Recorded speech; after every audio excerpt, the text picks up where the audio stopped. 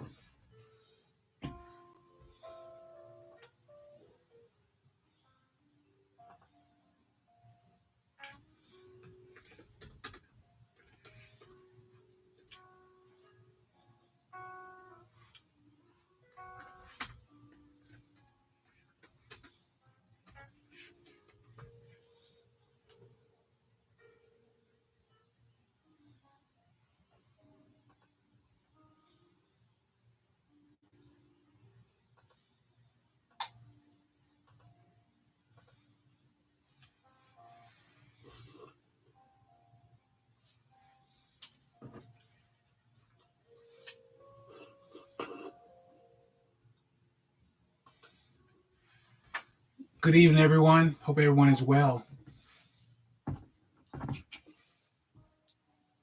Hi, everyone.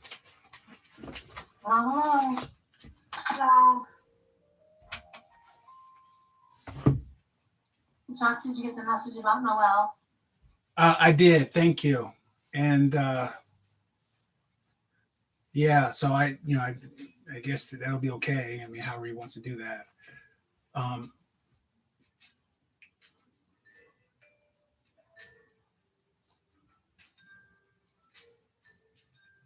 I just missed a call from you, Christine. Is everything all right?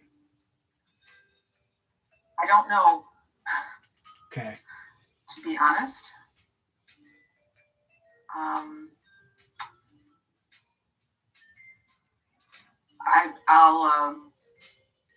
I'll fess up to what I just saw on the city meeting portal. It says that our meeting starts at 7. And I don't know if people will be able to see it there. I don't know if technically we are allowed to meet until 7. I don't want to bring it up, but there it is. Where did you see that it starts at 7? Yeah, my husband wanted to watch, so I took him to the meeting portal, and it says that it's starting in an hour. But you know what? That change happened with the community meeting. Because I think that's a carryover, because I had to change the community meeting time back to 6, and I just never noticed that this one was 7. I just assumed it was fine, because it was what we've always done. So somehow the template got changed. So we've already had a meeting under these conditions once before? No. So the official public meeting notice that is posted on the website does say 6 p.m. Oh, good. That's great. So the only question then is whether, if people are on the portal now, whether it will actually start at 6 o'clock or whether. Yeah, I do have, YouTube shows me that 7 people are waiting to watch. Okay. Oh, thank you so much for checking the notice. That's of course the right thing to check. Yeah, I think it's just a template issue, because when we added meetings, I think it's involved with that at 7 o'clock. But I will make sure from going forward that it's right. Okay. So, that, I'm sorry. You got the notice right, so I know what time kudos for that. That's all that matters, I think. Oh. All right. On that note, Chuck, are you ready to go live? Yes, sir. Please go ahead. Okay. This meeting is being recorded.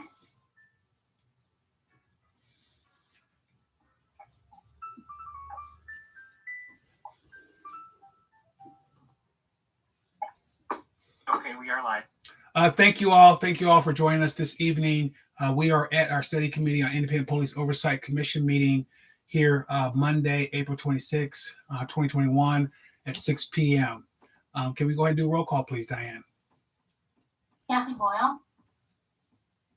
Kathy Boyle attending via Zoom from East Lansing, Ingham County, Michigan. Sade Colwood. Sade Colwood attending virtually from Douglas, Massachusetts, Worcester County. Kelly Ellsworth Etchison. Kelly Ellsworth Etchison attending virtually from East Lansing, Michigan, Ingham County. Noel Garcia Jr. Good evening, Noel Garcia Jr. attending virtually from East Lansing, Michigan, Ingham County. Chuck Grigsby. Present, East Lansing, Ingham County, Michigan. Cedric Moreau. Cedric Moreau attending virtually from Mason, Michigan, Ingham County. Helen Josephson. Ellen Josephson attending virtually from Clarkston, Michigan, Oakland County. Geronimo Davis. Chris Root. Chris Root attending virtually from East Lansing and Ingham County. Quentin Tyler. Quentin Tyler attended virtually from Lexington, Kentucky. Eric Williams. This is Eric Williams in East Lansing, Ingham County. And Ron Bacon. Ron Bacon present attending virtually East Lansing, Michigan, Clinton County. Thanks. Thank you, Diane, and thank you all for, again, joining us this evening, and welcome to everyone else that's watching in. We'll move on to item 1.2, approval of the agenda. and this is for April 26, 2021. If there's no amendments or changes, I'll look for a motion to approve. Motion. Moved by Commissioner Joseph. Is there a second? Second, Quinn Tyler. Seconded by Commissioner Tyler. Is there any discussion on the agenda? All those in favor, please say aye. Any opposed? Seeing none, is so moved. And then we'll go to item 1.3, approval of the minutes for April 21st, 2021. Is there any edits or changes to those minutes? If not, I'll look for a motion to approve those as well.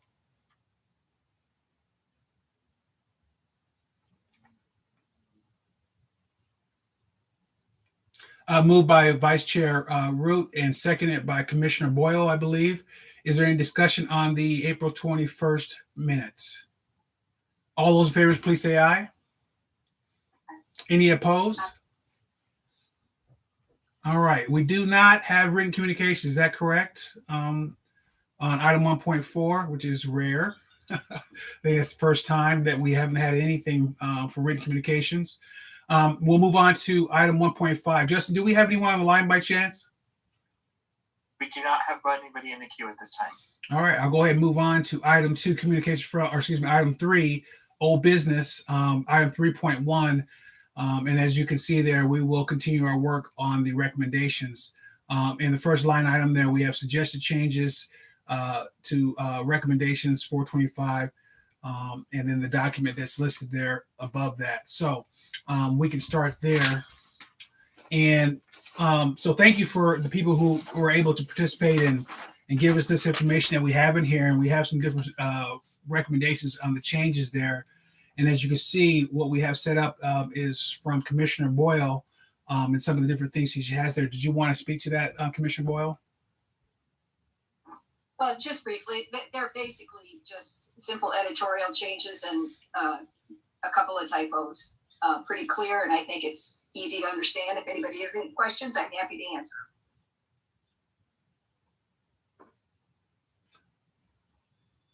Don't see anyone that has any issues with those changes or suggestions there. And so if not, we'll move on to number 2, which has Vice Chair Root listed with her section there as well. So if we can, we'll go ahead and move on to Vice Chair Root.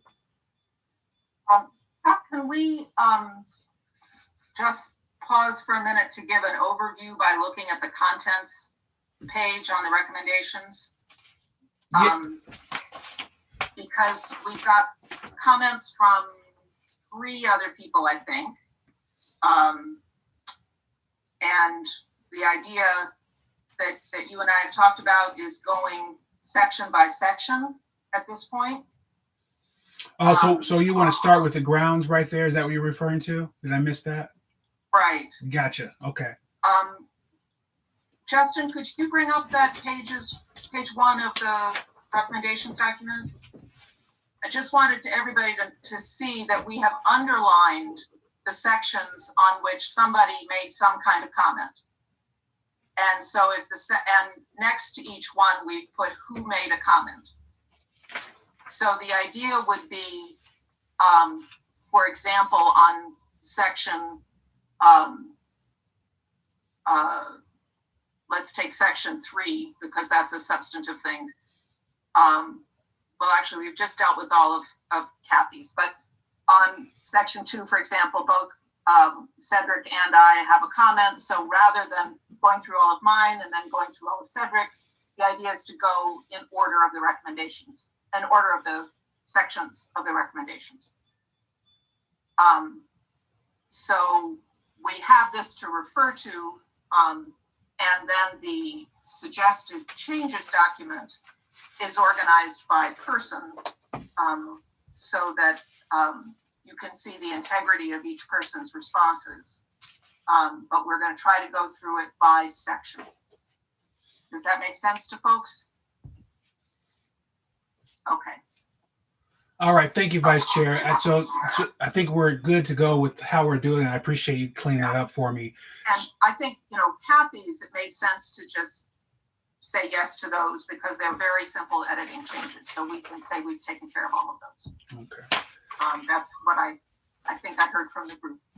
All right, and so we're still in section 1 on grounds, and you're Right. up basically for that part. Yeah. Okay. So I had two thoughts. One is that it might be more useful to have this section be an introduction that's narrative text rather than the beginning of the format that we're using for kind of draft sections of an ordinance.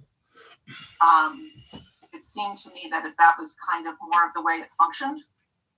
And, you know, perhaps Eric has a different feel about that since this was his draft. And then I had a couple of substantive changes as well. But the first issue is whether to make what is now section 1 grounds into an introduction rather than having it be a numbered section with lettered points.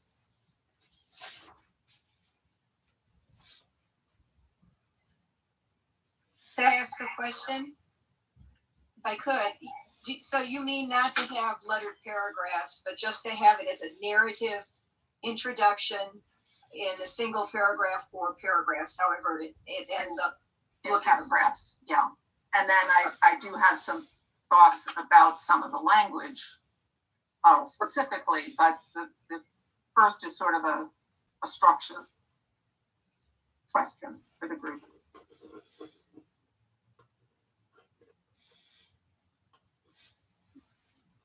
Please go ahead, Commissioner Ellsworth Etchison. I'm in favor of changing the layout into a more narrative under the grounds section. Is there anyone that has any issues with maybe doing it and put it into a narrative format and taking it out of the grounds as listed now? So I think we're pretty much in consensus with that, Vice Chair, in regards to Eric, are you okay with that, or do you think it's important for some reason to have it this way? Am I muted? Can you hear me? Yes. I can hear you. I don't think it's important. I just copied this from the COVID resolution that the city council passed a couple months ago. They had a grounds section and authority section. I just copied what the last resolution was on. But I really don't think it matters to me. I see. You know how it works. Maybe Mr. Lanas has a template that he uses, but Well, there's a difference between a resolution and an ordinance. So It was maybe an that's where ordinance. that comes in. it's an ordinance. Oh, that's an ordinance? Okay, It's an ordinance. okay. Well, I wasn't aware of that. Yeah, if you go to the city webpage and you look at the ordinances that haven't been yet put into the code, Right. they have 2 ordinances there, and one of them is the code. It's the COVID ordinance. But I don't see how it makes a difference whether you put this stuff in an introduction or put it in the grounds paragraph. And Okay. if that's the way the city likes it, Mm-hmm. doesn't make a difference to me. Uh-huh. It's helpful to have that background. Another reason that I thought this might go into a narrative introduction instead was that you'll see that I've also suggested a purpose statement that's just one paragraph that I thought might work better as a first paragraph of an ordinance. So it's kind of the idea of a substitution as well. Move one to introduction and then use the purpose as the new section 1.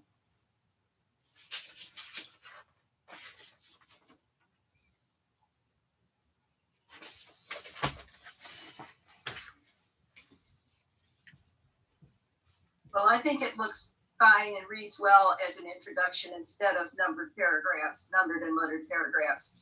So I think either is all right with me, but I prefer the suggested change.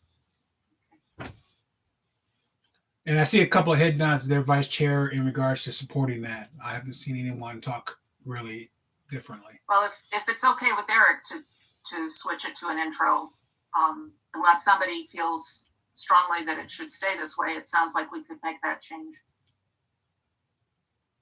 Okay. Cedric had some suggestions about ways of combining it that I think are consistent with putting it in the intro. Cedric, do you want to say a word about your suggestions on grounds? It was generally the same line of thinking, that this That's is what we- introductory material, and then we're better off starting with the ordinance with that purpose section. Mm-hmm. Okay. Thanks. The two sections here that are in yellow are sections that I suggest taking out. The first one says white and black Americans, for example, are worlds apart on issues related to policing, the criminal justice system, and other aspects of society. And it seems to me that the issue that this ordinance is going to deal with is about policing rather than perceptions of policing. And also my political education is that it is not the case that all people of one race perceive the world one way. So I sort of question starting out with that formulation. And the purpose statement has a statement about the importance of racial equity and policing, which I think is more on point than perceptions. Is anyone opposed to that change?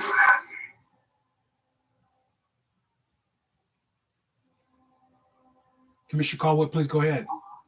Yeah, I think that I just want to echo what Chris is saying. I think that as part of like kind of an introductory section, it actually to me comes off a little bit more divisive. And so we're not trying to split people up on that. So I think that it's probably best that that one get removed. So I agree. Thank you, Commissioner Caldwell. And I see Commissioner Boyle also is in agreement with that.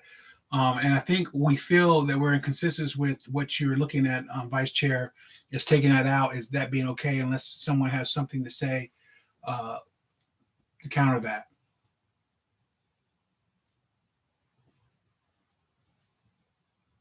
Yes, Commissioner Williams, please go ahead. I would point out that everything in that ground section is basically first part of the ground section is plagiarized from Sam Walker's book, Police Accountability. I didn't write it.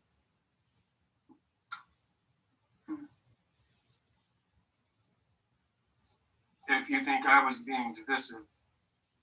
Well, if we have material from Sam Walker's book, it should probably be quoted as such, which here again one can do in an introduction. Although I would still suggest not, including this. But if there are other sections that are from his book, I think it should appear that way in the intro.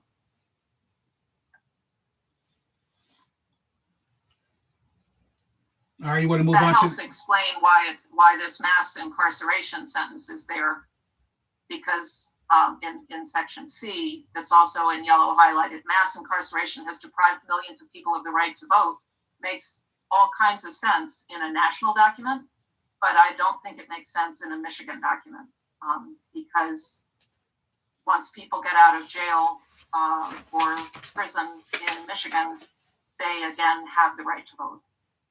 And I wouldn't want to be misleading about that. Commissioner Ellsworth. Now, that is something that I have a question about. Okay. We've been talking for 6 months about how difficult it is to find a police officer responsible for misconduct. And most of the rules that govern those findings in police departments all over the country come from the Supreme Court. The Supreme Court, a group of federal officials who are put there by the president and the Senate, who are heavily influenced by the suppression of Black votes in the South, and have been so since the end of the Civil War. So to say that Michigan is not connected with the suppression of Black votes in the South is a little myopic. So I looked askance at that when I saw that in Walker's book, but on further reflection, it makes a lot of sense that we are part of a larger country that has used white supremacy as its constitution.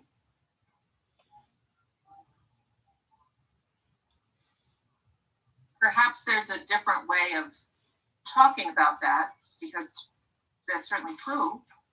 My concern was that if people saw this in an ordinance adopted in East Lansing, people thought it would be reasonable to think that it applied to people here. Well, and it also undercuts the credibility of our report if someone looks at that and says, well, that's not true, because in Michigan, your rights to vote are restored. So I understand what Eric is saying, and I think it's a very good point. But it really doesn't, from the standpoint of this being an introduction to our document, I think we're better off if this sentence is removed. Commissioner Ellsworth-Edson, did you want to chime in? To at least reflect that it's not true in Michigan anymore. Right. Please, Commissioner Ellsworth-Edson, go ahead. So this statement, this sentence is about mass incarceration depriving millions of people the right to vote, meaning when you are incarcerated, you cannot vote. And because of systemic structure undergirding the United States on an attack on Black Americans since Reconstruction, using the prison system, the school to prison system, as a way to remove Black men in particular, or Black citizens, from the streets and incarcerate them, removes them from that right to vote. This isn't talking about once they're out of prison and they have this voting right restored. This is about people who are incarcerated. They do not have the right to vote while they are incarcerated. So I'm not in favor of removing it, and I understand this is an introductory statement. But there are some things about this around policing that's just it's not pretty, right? The disparities over policing is not pretty. And so while I do support that we put this in some type of a narrative format, there are some things though that I think that we do still need to, people need to know what's going on, right? And so I'm not in support of removing that statement because people cannot vote when they're incarcerated. Thank you, Commissioner Ellsworth-Edson. Did anyone else want to weigh in on Section C in regards to removing it or keeping it in there? I feel like we have a couple of great opinions and points about why to keep it in there and why not to have it in there. And I believe this will be something that we may have to vote on if, depending on kind of how our discussion goes and where we're at right now. But I'd love to hear from some other commissioners if they're willing. Commissioner Callwood, please go ahead. If folks are feeling as though that particular sentence should stay, I think it could. Maybe we could just add like a supportive sentence after that has something to do to tie in like Michigan's kind of stance on things, just to kind of further support, again, why it is like a larger systemic issue, but also then bringing it back to how does it apply to Michigan. So that could be. Commissioner Ellsworth-Edson? So just for clarification, is that a false statement in Michigan? Can you vote when you're incarcerated in Michigan? Okay, so there's not anything false about that statement in Michigan. I think the confusion comes in how the sentence were interpreted by, a couple of the commissioners, in that voting rights are restored after you are out of prison. But that's not what this says. This says mass incarceration has deprived millions of people the right to vote. And so when you're incarcerated, you cannot vote. That's how I read that sentence. Commissioner Boyle? But we didn't read it that way. I think that's a problem with the way the sentence is now. I mean, I guess I don't really have strong feelings about it has to come out. I hate to clear it up with a footnote because this is an introduction. But I think a lot of people would read this, particularly considering what's been in the news, that, once you've been convicted, you lose your right to vote. You don't get it back. Not you lose your right to vote while you're in prison. I can see you could read it that way, but you could read it the other way too. So, but I don't think it's crucial that it be removed. How about if Kelly and Eric come up with a way to work on this a little bit so that it can't be misunderstood as meaning that people in Michigan continue to not be able to vote after they get out of prison. And we could consider it, at a next meeting. I think it is a question of possible different interpretation of the sentence, because people losing their rights for life after they get out of prison is an issue that's been in the national news a lot since before the last election. So I think we can find a way to handle it that people will all be happy with, if so long as there isn't a problem of possible misinterpretation. Commissioner Williams or Commissioner Ellsworth Edison, how do you feel about that suggestion by Vice Chair Root? Or are you at a point where you want to leave it as is, and that's what you wanted to, how you see it and what you think is important about it? I'm fine with, looking at restructuring it.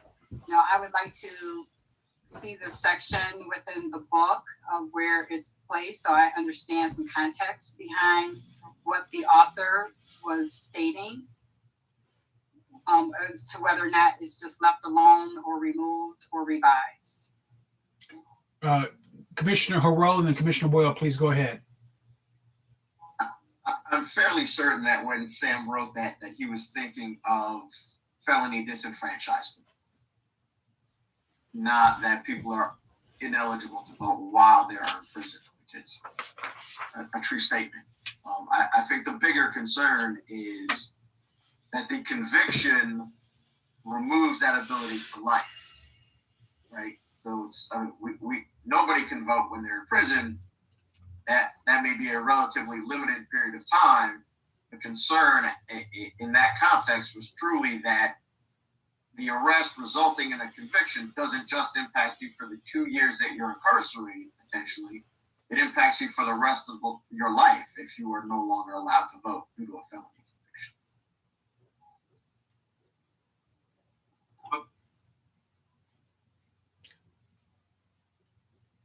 I believe what's been said earlier, and agree with it, is really not important to argue, to wordsmith things in the introduction or the grounds paragraph or anything like that. We have more important things to get to.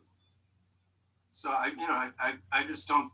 I think we're wasting too much time, to talk about it. If you all want to take it out, take it out. Commissioner Boyle, please go ahead. My suggestion would be we revise it to read as follows. Mass incarceration has deprived millions of people of the right to vote not only while incarcerated, comma, but in many states, even after they have completed serving their time. Thank you, Commissioner Boyle. Commissioner Ellsworth Edgerton, is that something that makes sense to you in regards to where you're at before? We know how Commissioner Williams feels about it, so it comes down to kind of where you're at with that recommendation. I'm fine with that revised statement. Yeah, the point that I saw in that statement was not a point about Michigan. It was a point about the United States and who gets to be on the Supreme Court, who gets to be in the Senate. And those people get to be where they are because of the suppression of the black vote in the South. That's why we have the Garrity decision. That's why we have the 14th Amendment with that loophole about criminalization of ex-slaves. So the value that I saw in that statement was the fact that we are connected to a system that depends on the suppression of the black vote in the South. That's why Michigan is not alone, and that's why it's not quite appropriate to treat Michigan as if it was its own country. But as I say, it's not important. Go ahead and take the whole thing out. Well, Kathy has suggested a revision that does not suggest that Michigan is completely unconnected to this whole political situation. So yeah, I think the recommendation by Commissioner Boyle works, and I think we're there and we can move on because Go ahead. Yeah, because Commissioner Williams has already expressed how he feels about it and why we have a recommendation for alternate language. Everyone seems to be in consensus with that. I think we're good to go. We can move on to section F, subsection 1. I see there's highlighted there. Okay, this is simply one word that I'm suggesting we take out. It says investigations of critical incidents such as use of force and complaints to identify needed changes in policies, supervision, and training. Critical incidents is used in policing to mean things other than complaints and use of force. So I thought we would just take out the word critical so that it wouldn't bring in a term that's usually used in a different way.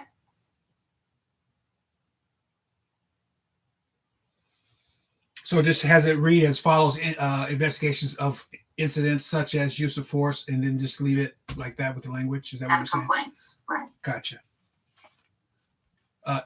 Anyone have any issue with that?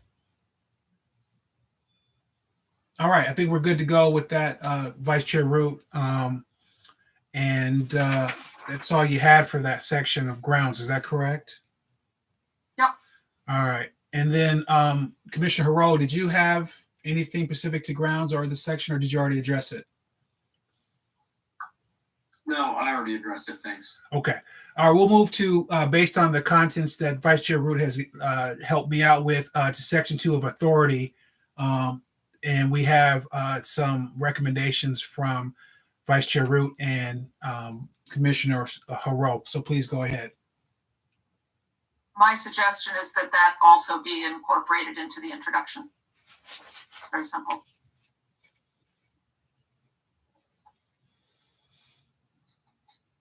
Does anyone have any issues with that suggestion? Or change, I should say? All right. That's all you had. So, Commissioner Haro? My only concern was whether there are other places within the ordinance that refer to other sections of the city charter than just section 4.11. And if there are, if those should be included in this initial statement. Commissioner Boyle, please go ahead. Is that something perhaps we're going to have the city attorney review this Is that perhaps something that the city attorney could identify if it's necessary? If you're asking me, I would say yes. I would say yes, but I'm not paid the big bucks, so I'm not quite sure. I think so. I think it's reasonable. I just spoke to the city attorney, and they'll be waiting for the documents, so we can put a question on that. Perhaps you want to put a note and say, is there anything else to add to this? To draw their attention to things that we specifically want them to look at. Okay. Thank you, City Manager Lahanas. All right. Is that it for you, Commissioner Harrell, on that section? Thank you. All right. We'll go to section 3 definitions. And we have Commissioner Boyle first up with her recommendations. That was just one of the edits that we already agreed to. Oh, okay. So there are 2 things to add that I've suggested before section 3 that are in green on the screen share here. Oh, I see. Please go ahead. The first one is simply to identify where the language in this ordinance would fit into the code. Add that it would become Division 12 of Article 5, which Article 5 is where all the commissions are authorized, and Division 12 is a reserved section where we could add this new commission. So it's, this would end up in the ordinance eventually. I thought we could just provide it now, just where it fits. I don't think it's a controversial point.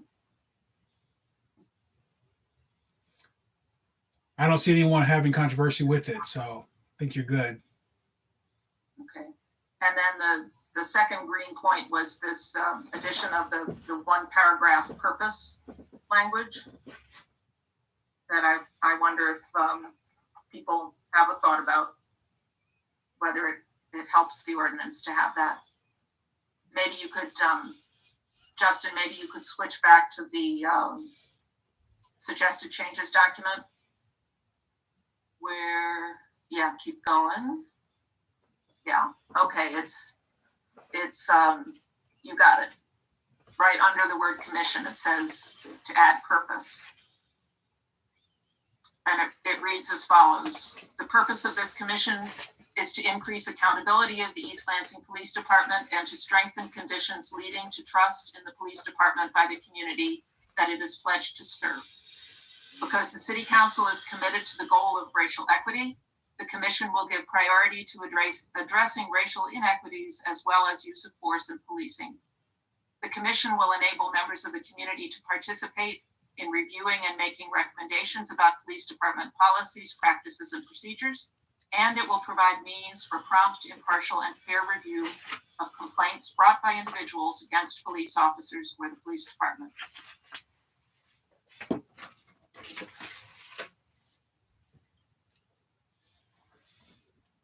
Does anyone have any issues having that inserted there where she has highlighted that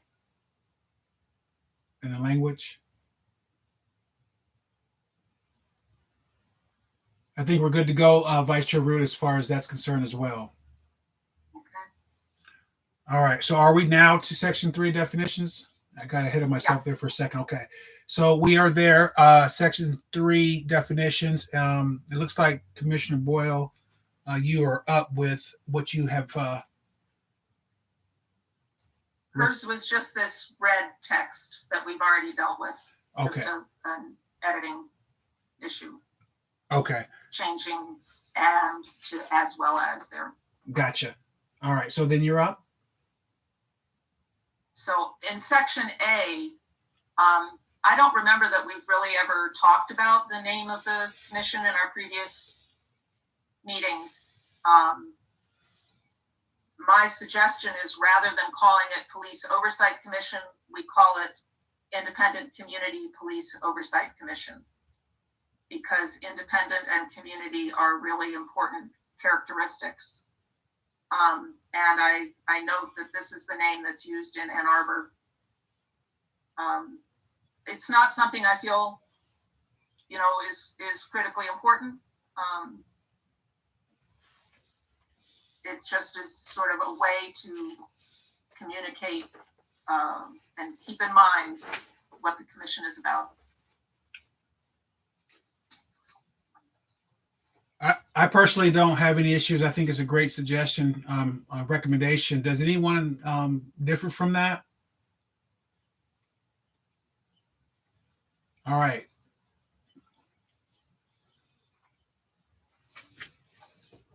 You sure? Is there anybody want to speak to it? I think we're good to go. I think, I think we're good to go on that. All right. Is that all you have for section 3, Vice Chair Root? I believe so. All right. And I apologize. This is quite a bit of information, and that I'm trying to organize and make sure it's flowing well. So please bear with me if I do have some hiccups on some of these sections here. All right. So we'll move to section 4, commission members section. And it looks like Vice Chair Root, you got some things in there to look at. We started with a range here of something like from 7 to 13. And earlier we talked about, well, it should be, a little bit in the higher range. So this time, Eric put in at least 9 members, which I agree with. But I think it might be helpful to just give a number. And I'm suggesting the number 11, which happens to be the number we've got now on the study committee, which I think is not unwieldingly large. And given the enormous numbers of responsibilities that are being given, that would be given to this commission under this draft, I think there's more than enough to keep 11 people busy.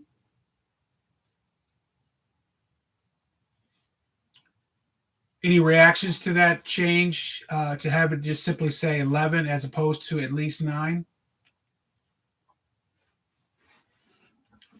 Commissioner Boyle's in support. Anyone else have anything else to add to that? If not, we will make that change to 11 members, Vice Chair Root, with your recommendation. It looks like there's no counters to it.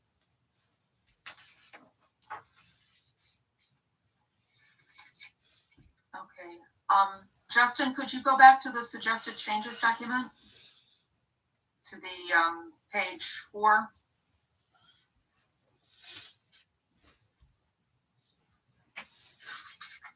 Okay, I asked Justin to do this because I've got in a bold here 3 paragraphs of a suggestion that would be a suggested revision for the 1 paragraph that's ahead of it.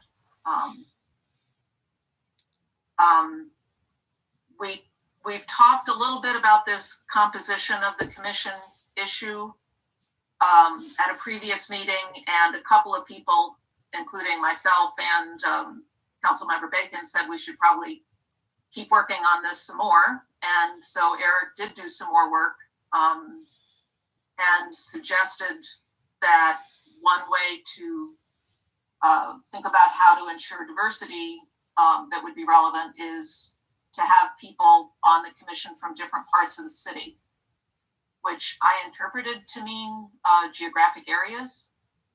And I'm aware that we haven't done any analysis of where there is particularly heavy police activity, and nor I also happen to be aware that the Human Rights Commission asked for information a month or 2 ago about where people reside in the city, if we had any information by racial or ethnic groups, and we don't have that information either. So it seems to me that isn't the best way to get us where we need to go, and that it would be better to be a little bit more explicit about the people the diversity of people we need, rather than to say, well, we'll just do it by getting people from different parts of the city. So that's why I am suggesting an alternative. Should I read this, or how should we proceed? I was just going to make a suggestion, Vice Chair Root, that if you don't mind, can you please read it, just for the people who are listening in who may not be able to see it very clearly?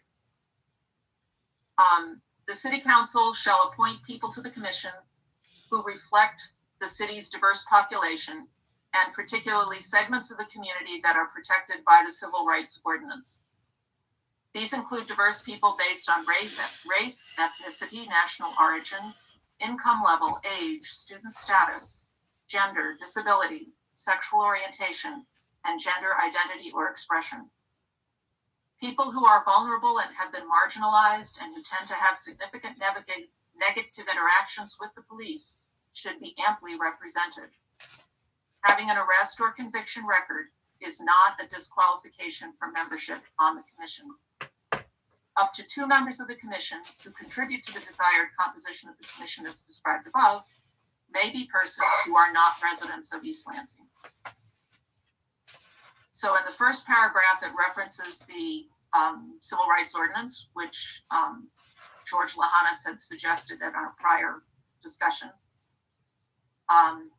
The second paragraph came up from Madison, Wisconsin's ordinance, and Eric included a version of that in his last sentence. The Madison version talks about people with arrest or conviction record, which I thought was a little bit better language than criminal history. I mean, some people are arrested and never get any criminal history. And criminal history also sounds sort of frightening to some people. Arrest or conviction sounds more concrete, I think. And then the third paragraph is a new idea, which I think was reflected in the way we did outreach for the March 29th community meeting, that we really recognized that we had learned from Chief Johnson that 2/3 of the stops by police at the end of 2020 were people who are not residents of East Lansing. And we've talked a lot about people driving through East Lansing or avoiding driving through East Lansing, being concerned when they're in the city. So we know that the police of our city have an effect on people who are not residents. So it seemed to me, and there is some record of the Seniors Commission in East Lansing allows up to 2 non-residents.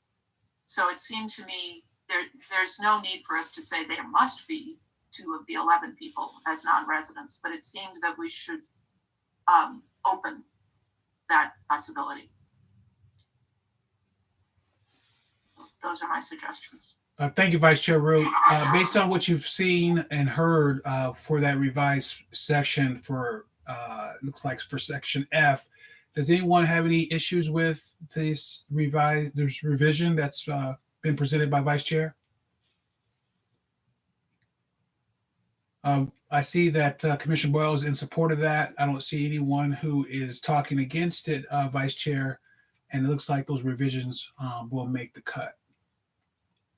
Does anybody want to speak with a reservation about any of them? Okay. All right. So that concludes that section there, and it looks like we pick up on all the way down to sections of, it looks like section 8, education of commission members. Is that correct? I don't think there's anybody raised any issue there. Oh, okay. So, am I wrong about that? yeah, we have comment. We have a comment item 10 that is highlighted there for that section there. You see that where it says that? Cedric asked if that was in the wrong place. Because item 10A is not on that page. Oh, I see.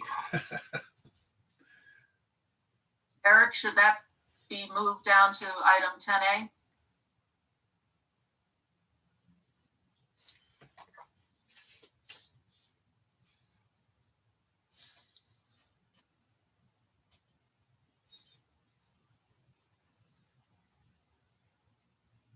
think this was a question to you, Eric, about whether it belongs. I was muted. What are you talking about, moving? The highlighted line, the line at the beginning of which is highlighted, it seems to refer to section 10A, but 10A is not on this page. It's this line is located before section 9. So Cedric was wondering whether this actually belongs as a comment with section 10A. Let me look. Or whether it's supposed to reference item 8A, I guess. Yeah, I didn't look at the section, so I don't know what it concerns. Oh, I see what you're saying. Item 10A is based on East Lansing City Code, section 2.65. Yeah. Does item 10 mean section 10, or is there something else there that's going on? Hold on a minute. Sure.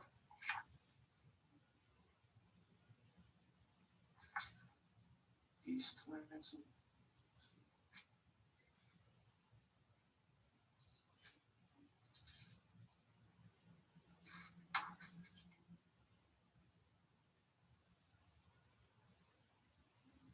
I think that is probably the old section 10, and the reference to section 10 there should probably be changed to section 8.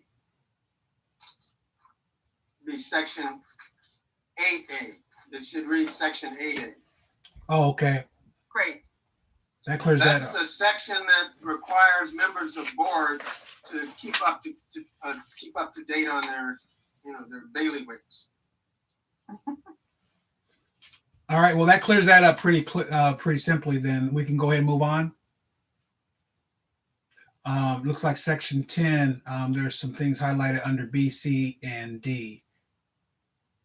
Budget. Yeah, this isn't a big deal. This is the types of activity that would require a budget. And I thought we might just reorder them a bit and change publication production to read publication production, website, and social media, and change public relations and advocacy to public outreach and recommendations, because outreach isn't included here. And I'm not keen on government entity having public relations. And if we have publication production, website, and social media elsewhere, I don't think we need public relations. Looks like Commissioner Boyle is in support of that. Does anyone else have any comments or reactions to that? If not, we'll leave those revisions as is that Vice Chair has indicated.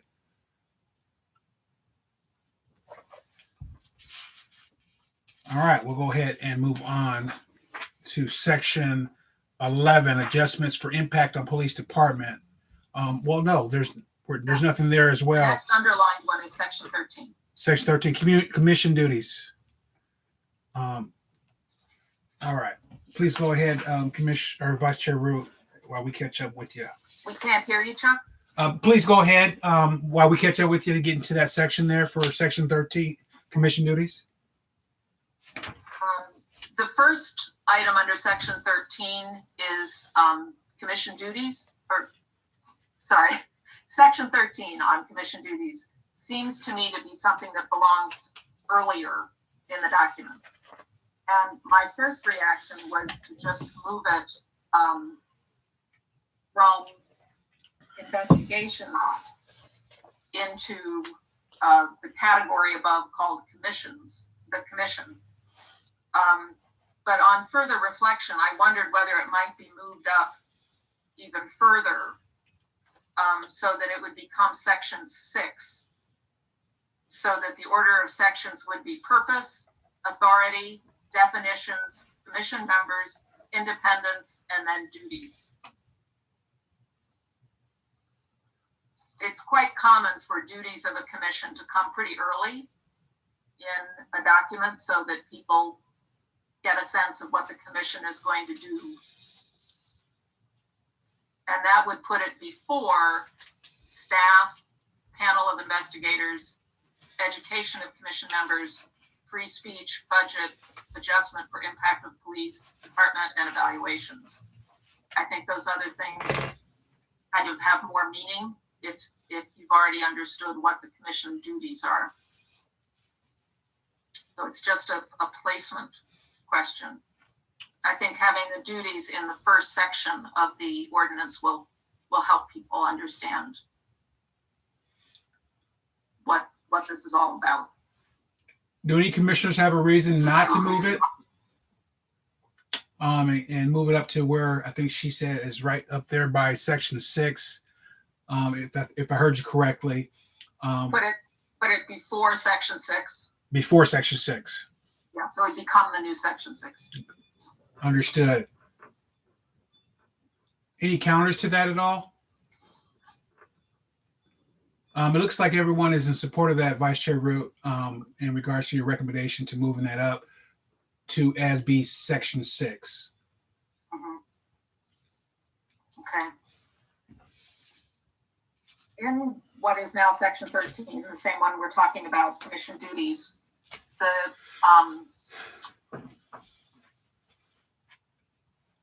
there was another thing I was suggesting be moved within section 13, which is that item I is about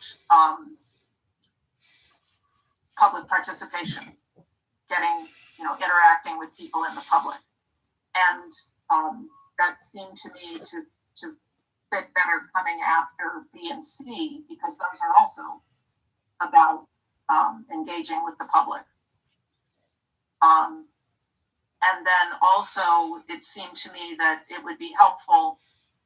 Eric starts that by saying, as part of its mission to advocate reforms to the criminal justice system, the commission and members of the commission may participate in events, organize events, engage in public education, and listen to people in the Lansing metro area. I suggest keeping all that, but also adding at the beginning of it, the commission will hold at least one meeting annually designed to receive input from the public. There are a lot of ordinances in other cities that include a statement like that. It's a kind of a statement, I think, of accountability for the commission, that it will every year make sure that it's doing at least one well-publicized meeting where it invites public participation. And they could be doing all these other things that are in the same paragraph as well, but that there would be one place where it would be clear to folk that they were invited to show up. That I thought we should add.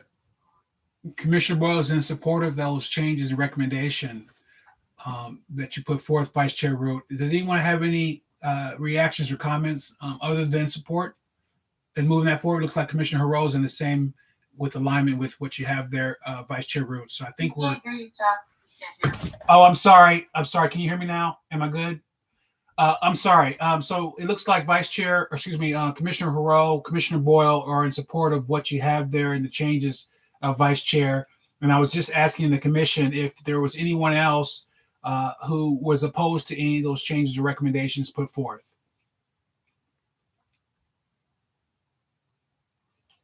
All right. So it is those recommendations have been accepted, Vice Chair. Okay. Justin, could you take us to the suggested changes document, top of page 6?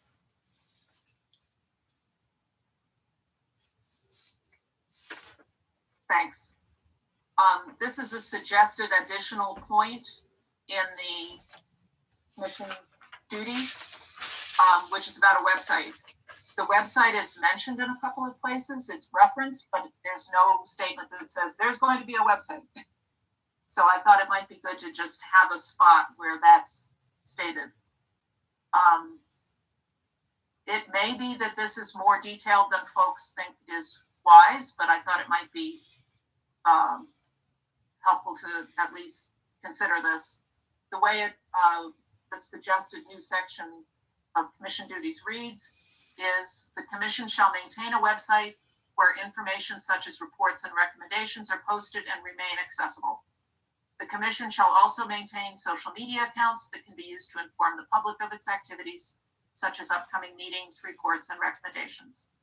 A web page for the commission shall be part of the city's website with basic information and a link to the website of the commission. In other words, this commission would have a page on the city official website that would look like the other commission web pages, and it would have a website where a lot of additional information will be posted that is, of a different nature than other commissions' websites, web pages. And we've talked about this a little bit. I remember Kathy Boyle saying she heard a number of people at the March 29th meeting talk about the importance of a website and of it being independent, and that if that helps people in the community have a sense that this is an independent group, that might have value. So that's where this comes from.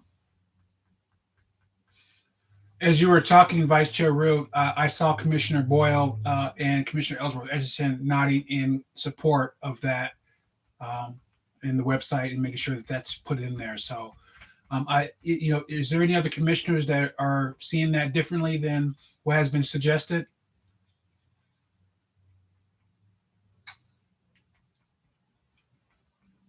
Commissioner Williams, were you about to speak? Okay. I think we're good to go with that part there. And we can go ahead and move on, Vice Chair. Justin, if you could just scoot down so we can see the K and the L on this same page. Now that we don't, yeah, that's perfect. Okay, this is also in commission duties. There's 2 points next to each other. One of them is about accreditation and the other is about early intervention system. And I support having sections about both of those topics. On accreditation, the language there now says that the commission would may make recommendations to assure that the department is complying. And there is another agency that determines or provides guidance about what constitutes compliance, which is part of the procedure that the ELPD is involved in now. So I thought it would be good not to be confusing about the role of the commission. So I suggested something a little bit different, just saying the commission can make recommendations regarding how the community can best benefit from how accreditation standards are implemented. Because the standards of the Michigan Law Enforcement Accreditation Commission don't say exactly how things should be done. They are minimum standards. So the commission might be able to make suggestions about how those are carried out.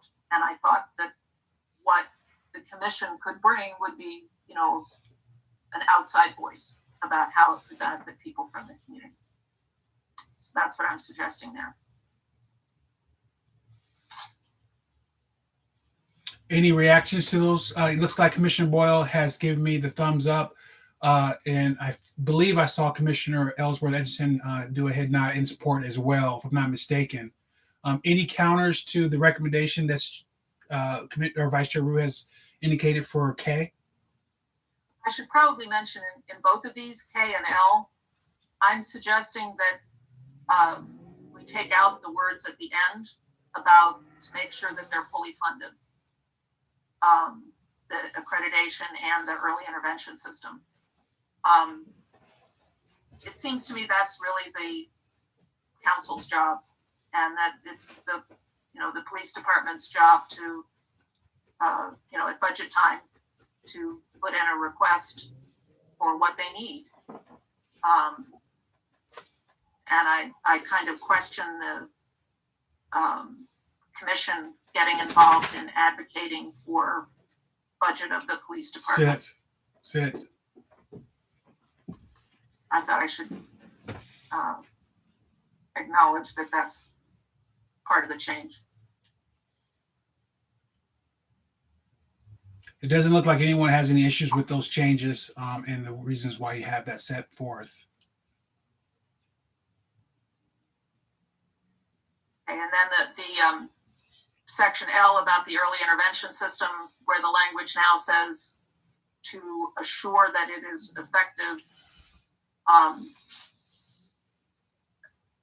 thought maybe a little bit lower standard, that it could make recommendations regarding maximizing the effectiveness of that system. I think that the commission could do that. I'm not sure the commission can really assure effectiveness.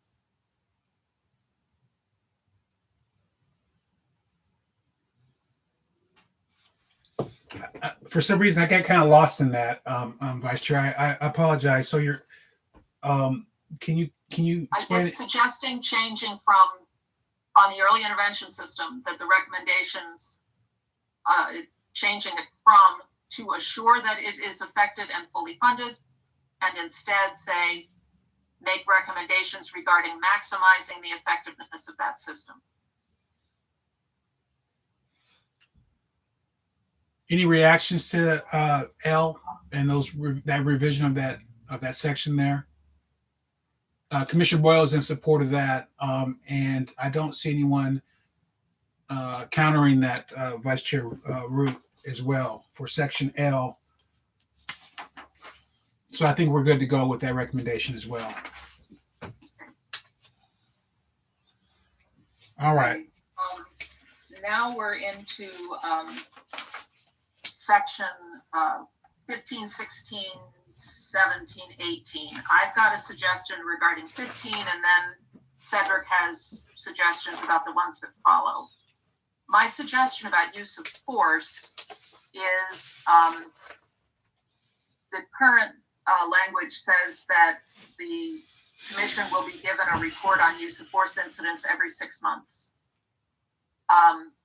The council is now being given reports of use of force incidents almost weekly. I think every 6 months is not often enough.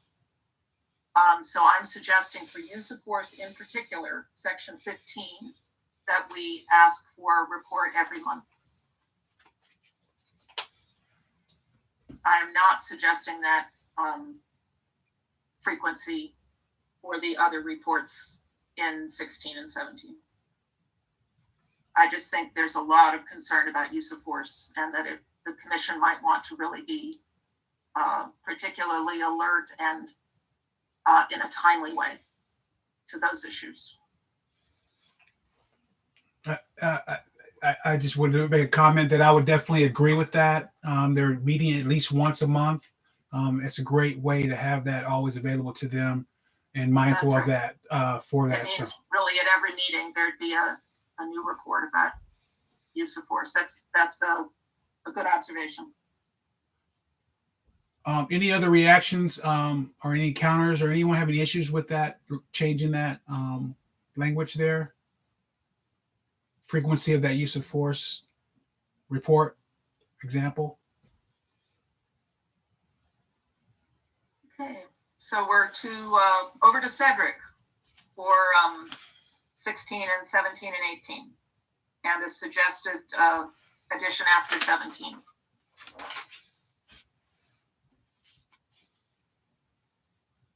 So in general, my biggest concern is that we don't want to limit the collection of demographic information, right?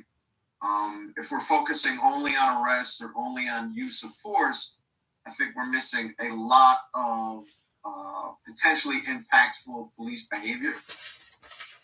And so when we're talking about collecting, demographic data about the officers involved in the incident and about the other people involved in the incident, I think that should be more inclusive than just situations where an arrest is made. Police officers engage in a lot of behavior where ultimately there is no arrest made. Whether that's handcuffing somebody and putting them in the back of the squad while you interrogate witnesses and then ultimately let that person go, or whatever it is. In some of these particular populations, that might mean interacting with somebody who's homeless and telling them to move along, or you're going to cite them for vagrancy, things like that. So I just don't think we want to limit that collection of demographic. Commissioner Boyle, please go ahead. I'm just wondering what verb or verbs you're thinking of. And if we take transport or arrest, or we leave that and add another one, I'm just wondering how you're going to describe what we want data on. I'm not positive these highlights are the only part you're talking about there, but that was at least a hint. Yeah, so I think more broadly we want to get at, police behavior involving potential suspects, or police behavior involving potentially criminal police interactions with individuals potentially suspected of criminal behavior. Again, we don't expect these sorts of things to happen when police officers are responding to a question for directions, for example, from somebody, or when they're engaging in, traffic enforcement around the scene of a traffic accident or things of that nature. Right? I'm not sure, honestly, if potentially criminal is broad enough. That might mean, we might expand it to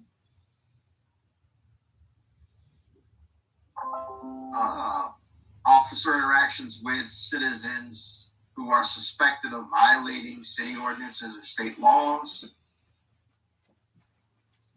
things of that nature. I think partially some of this is going to depend on, we'll have to go back maybe and look through those data collection instruments for ELPD. I don't remember if demographic information is collected to any extent on those types of encounters. And this relates to my comment about including a section for encounters with juveniles. Like what we're looking at is essentially certain populations that have specific constitutional rights on the basis of those demographic characteristics, right? And then a group of vulnerable people who do not necessarily have those same constitutional protections just on the basis of that vulnerability, right? So that when we're talking about people who are homeless, people who are mentally ill, juveniles, right, there aren't specific constitutional protections that get extended to somebody on the basis of being homeless. It is extended to them on the basis of those other demographic characteristics. Right? So I think when we're focusing on these particularly vulnerable groups, you still need to make sure that we're collecting that demographic information as much as possible.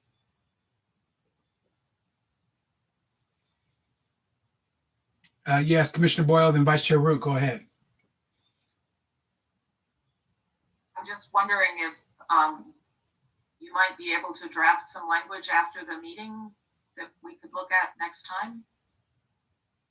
I can give it a go. It's kind of hard to, as a group, figure it out. So I can give you a specific example. For instance, in some jurisdictions, officers engage in what is euphemistically referred to as police-initiated trans-jurisdictional transportation, which is essentially, you're a problem, I don't want to arrest you, I'm going to move the problem somewhere else. That happens fairly frequently with homeless people, as a matter of fact. Right? If you're not in my jurisdiction, you're not in my problem.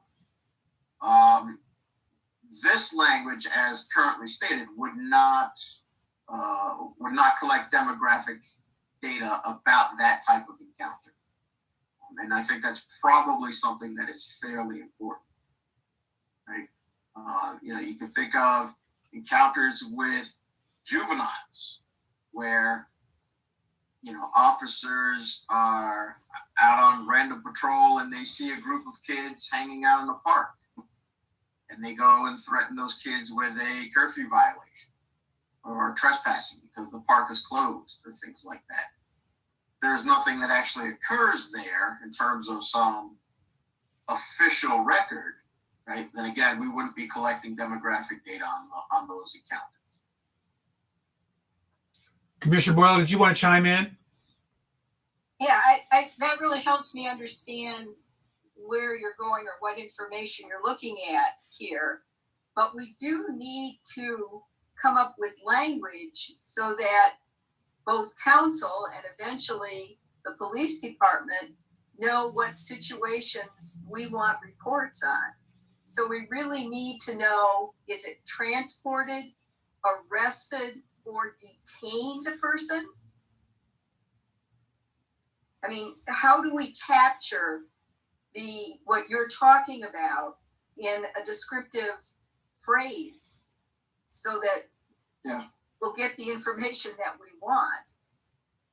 I mean, we do have transported, so the moving them to another jurisdiction, that is covered. But I understand from your explanation there are lots of other interactions that you're interested, you think we need information about beyond the arrests and transportation.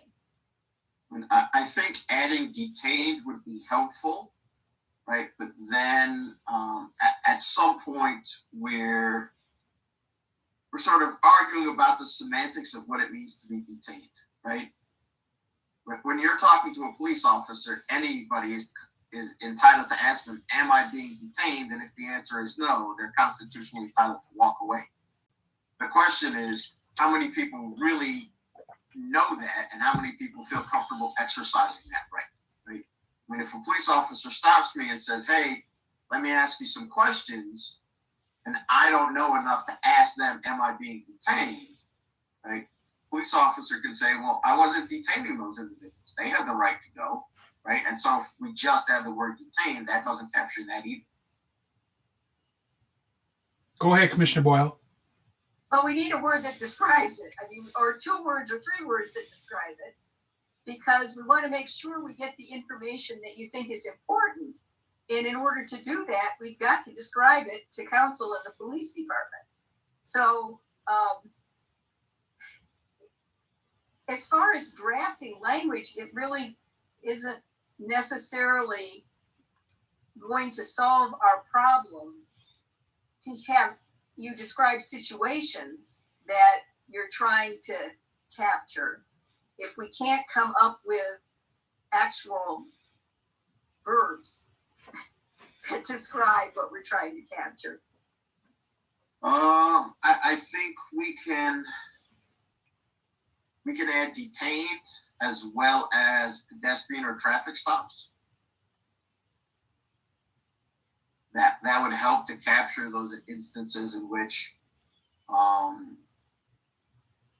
even though somebody may be constitutionally entitled to leave, they don't feel that way. Did you want to jump in, Commissioner Ellsworth Etchison? I saw that you were waiting to speak. Well, I was going to go back to Commissioner Ruth's suggestion, which was if Commissioner Herro wanted to take some time to think about it and draft something up and bring it back for next time, as opposed to trying to do it on the fly here. So, yeah, I can do that. Thank you, commissioners, and thank you, Commissioner Rowe, for taking the moment to recollect that and figure it out so we can have something we can put forth for language that will be helpful for everyone else who's not here to be able to wrap their heads around how we want to get that information. So I appreciate you. So did you have more on this section at all by chance? No, not those. So 16 and 17, I think those are both the same concern. And then the additional suggestion was to add, as section 18, encounters with juveniles, right? Just as another one of those vulnerable populations most departments have specific written policies about encounters with homeless, encounters with mentally ill, and encounters with juveniles. So those are sort of those three marginalized groups outside of that constitutionally protected categories. And the language would be substantially similar to section 16 and 17. I personally absolutely agree with that. Does anyone else have any challenges or counters to that?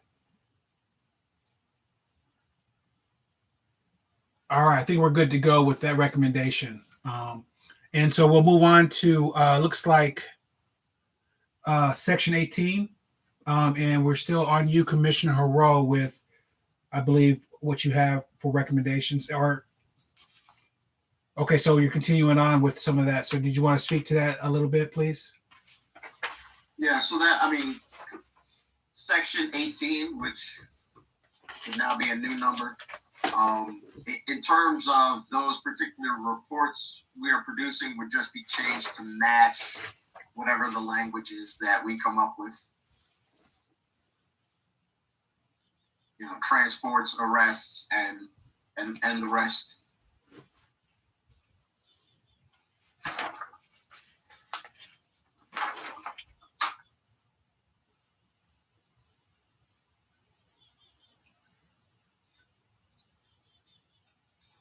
Is anyone opposed to making sure that we follow suit with that recommendation and adding that in there as well? I think we're good to go, Commissioner Haro, on that, and that recommendation will be input in there. So thank you. And I believe we'll go ahead and move on then from this section, and we'll go down to, looks like all the way through to section 25, if I'm not mistaken, which is titled City Council Resolution Resolving Information Conflicts. And it looks like Commissioner Haro has something to bring to the table on that section. Yeah, I just wanted to get a little clarity about what Commissioner Williams had in mind here regarding FOIA. As I commented, it's possible in which the commission would ask for something, and the department would say, we're not going to turn over that information. And so I was just wondering if Commissioner Williams assumed that we would not need FOIA, or the oversight body would not need FOIA in that situation because that would be mediated by City Council. Yes, Okay. that's correct. Okay, I'm fine with that. I just wanted to make sure where we were at. All right, so can we? And if you go back to that authority section that quotes the powers of the city council, the city council has the power to ask questions and get answers from anybody in the city government. So that's the power that would be the mantle that would be given to the commission. Okay, Just thank like you. the city council doesn't use FOIA to get information out of the, the police department, the commission wouldn't need FOIA to do that either.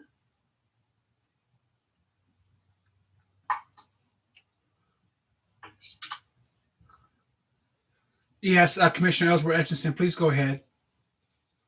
And that was, if I recall right from the community input session, that was something that also came up during that, where the community did not want the commission to have to, the oversight body to have to use FOIA as a way to get information.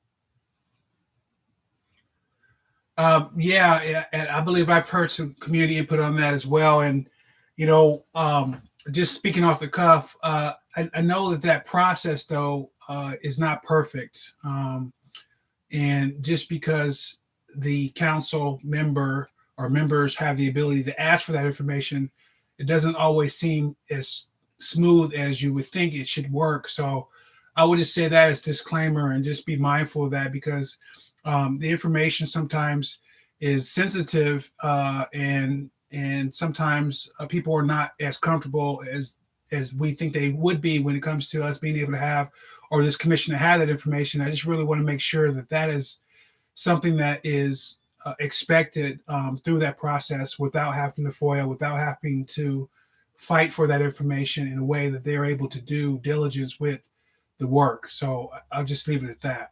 Commissioner Harrell, please go ahead. Right. So, I mean, that was part of my concern, but I'm assuming this would not preclude the oversight body from using FOIA if, for whatever reason, City Council was reluctant to compel production from the police department. Is that how you see it, Commissioner Williams, that it does not exclude that process within? I mean, I think it's really unusual for a body to have to look at that process in a way. But, you know, is that how you're seeing it as far as kind of how you wrote it, where it does not exclude that process? Are you talking about a situation where the police department refuses to give some information to the commission? The commission goes to the city council and says, make the police department give us this information. And the city council says, no, we're not going to make you give that information. You can't have it. You're thinking about that the commission would go to court to force the city council to give up the information? Yeah, correct. I kind of doubt that that's possible, since the commission, even though we might call it independent, is not independent in that sense. I don't see how the commission could sue the city. Vice Chair Root, please go ahead. I thought what Cedric was asking was whether at that point the commission might use FOIA.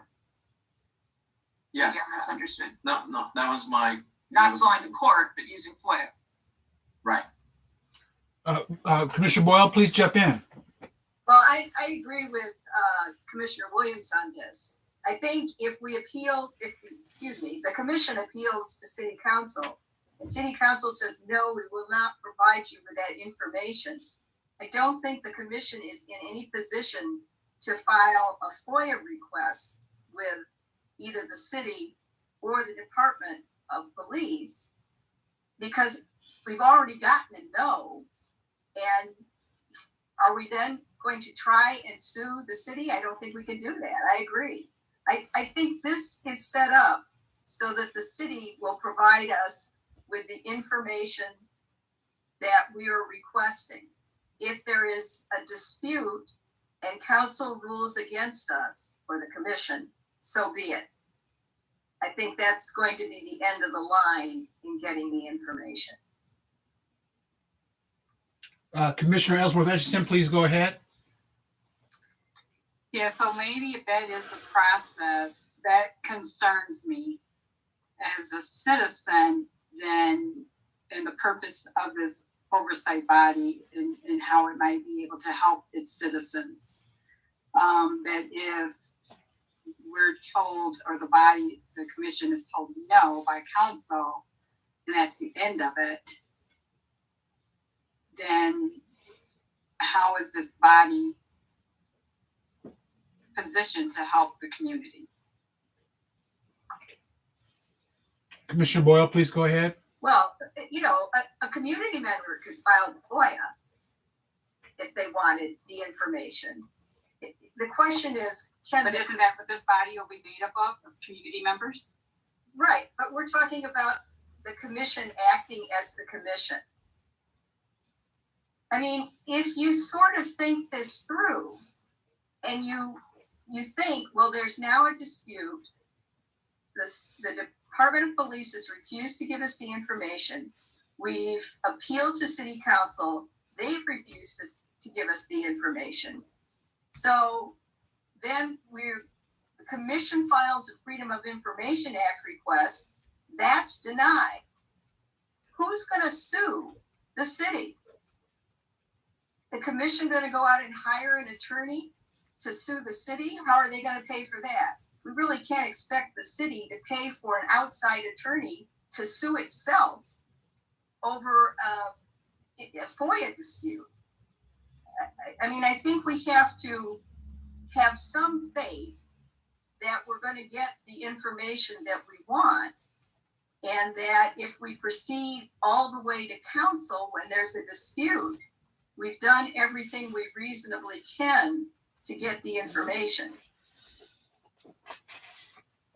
But I just don't see a city commission, independent or not, filing a FOIA, having it denied, and then going to court to enforce, to try and get the information.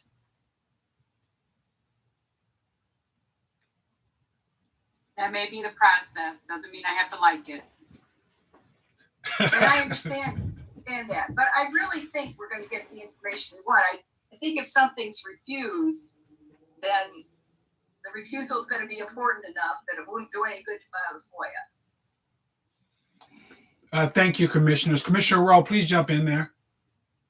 I mean, I have the same concerns that Commissioner Ellsworth Etchison does, right? If the oversight body has been denied and there's no point in filing a FOIA because it's just going to be refused again, then there's no point in a community member who's not a part of the oversight body filing a FOIA because it will be refused. And so at that point, it's just a completely closed community. Oh, I disagree with that. And me too. I disagree with that. You can always, ask Chris Roop at East Lansing Info, or you can always go to the ACLU and have them, your friends on the outside, sue the city to get the information. The commission itself can't file a lawsuit, but any citizen can. Why couldn't the commission go to the ACLU and ask them to take the case pro bono?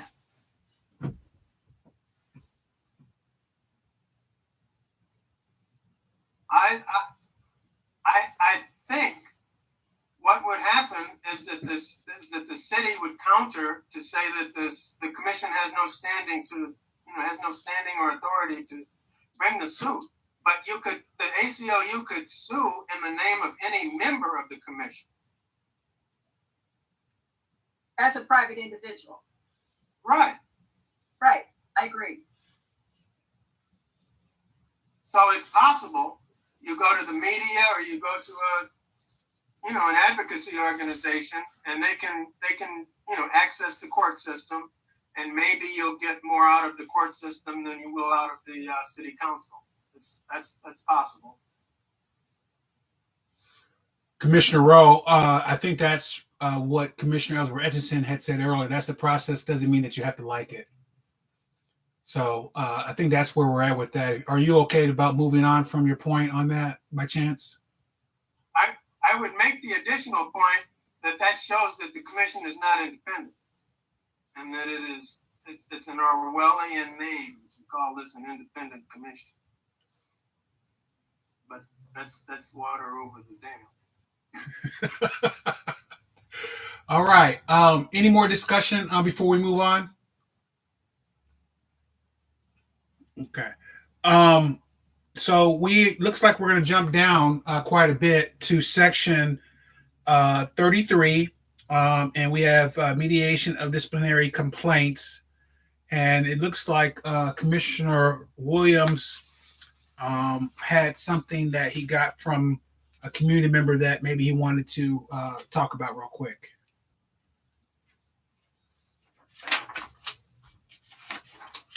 Was that circulated as part of the root document? Do you have that? I don't. It's at the end of the recommendations. It's there? Okay. Yeah, you're talking about Nell Kunwich's email? Right. Yeah, it's the last page of the recommendations document. Okay. At least it is on mine. But she says she has some questions about sections 33 and 34. Justin, this is the recommendations revision. If you could bring up the suggested revisions. And those are page 9. Perfect. Those there you go. Those concern the okay. Let me look look at these again. It concerns the mediation. I can read it. Let me look at them again, just meant to see if I understand it. Okay. If I can explain it.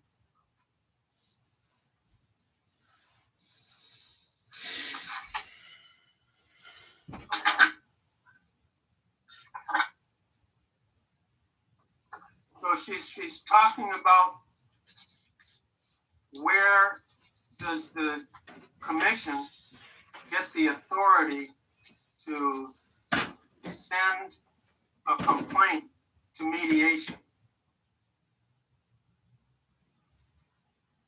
And then she's saying that, you know, she doesn't understand the flow of the ordinance, and she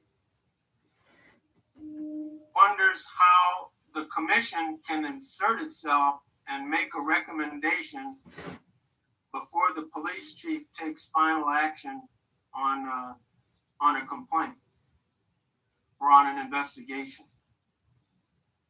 So there are two questions about what is the legal authority for our complaint process.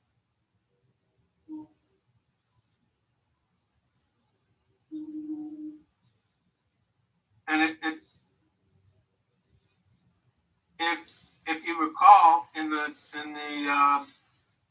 draft, if there's a complaint between an individual citizen that concerns an individual police officer, that can be sent to mediation, and the commission can pause the complaint process while the two parties mediate.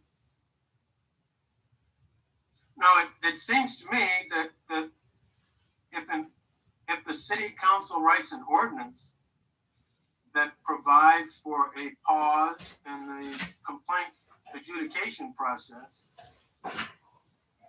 that would be within the power of the city council to do that.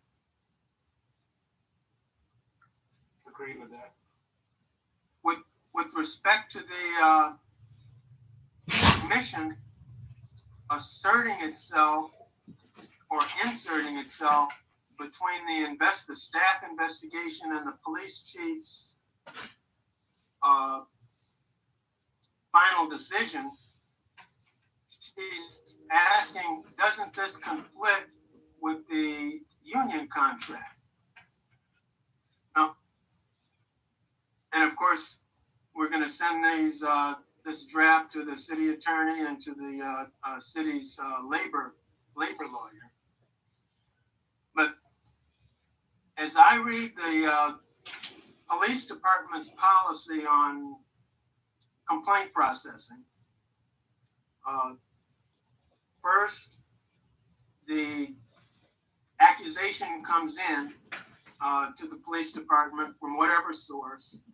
The police department assigns it to an investigator, typically the supervisor of the police officer in concern. The investigator conducts an investigation, concludes the investigation with a recommendation exonerated, sustained, and so forth. Then the next step is that it goes to the police chief, who takes disciplinary action. What this draft is doing is saying between the point that the investigation report comes out and the point where the police chief makes a decision about disciplinary action, whether to take it or not, the commission will come in, review the investigation report, do whatever investigation it wants, make a recommendation to the police chief, and all that will happen before the police chief makes his final decision about discipline.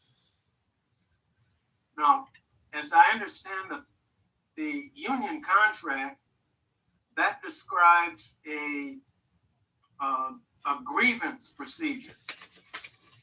And the grievance procedure kicks in when the police chief decides to take disciplinary action against a police officer. There's steps that go through the arbitration procedure. So that the disciplinary, the grievance process doesn't start until the police chief makes his disciplinary action known, makes a decision about disciplinary action. So what happens under this draft is that the commission will do its thing and make its recommendations before the police chief acts and before the grievance procedure under the contract is triggered. That way we would not be interfering in the disciplinary process or the grievance process that's set up by the contract. So that's my explanation of what happens or what we think is the authority for the mediation procedure and the way in which our role in the disciplinary process does not conflict with the collective bargaining agreements. Maybe that's right. Maybe that's wrong. Maybe the labor lawyer and the city attorney will have a different view of that. But I think that's the explanation that responds to Ms. Cumich's comment. I sent her that response, and her suggestion was we should put that in a comment in the draft. Thank you, Commissioner Williams. Did you want to weigh in, Commissioner Boyle? Yes, I did. Thank you.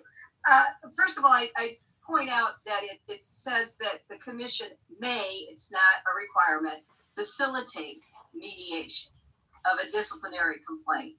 And in order to have mediation, both sides have to agree to mediation, both the police department and the individual who's filed the complaint. So it can only be done, mediation can only be done by agreement. I do not think there's any intention here to make the mediation binding. If they don't reach an agreement that's acceptable to everybody, then the mediation is not going to resolve the dispute. But last but not least, I remember what Councilmember Bacon said to us earlier on about some of the issues we were wrestling with. And that was that if we think it's a good idea, we should send it along to council, even though we may have some questions about exactly how it's going to work and whether there's going to be funding for it, etc. So I think, particularly in light of the explanation that Committee Member Williams has given us, and the fact that lots of times if something can be mediated, you can resolve a dispute quickly and people are satisfied. I think we should leave the language in as it is and send it on to council. Any other comments or input based on the information that we got from the community member, Mrs. Kuminich, and then having us resolve that by sending it to our city attorneys in regards to understanding how we can get through that?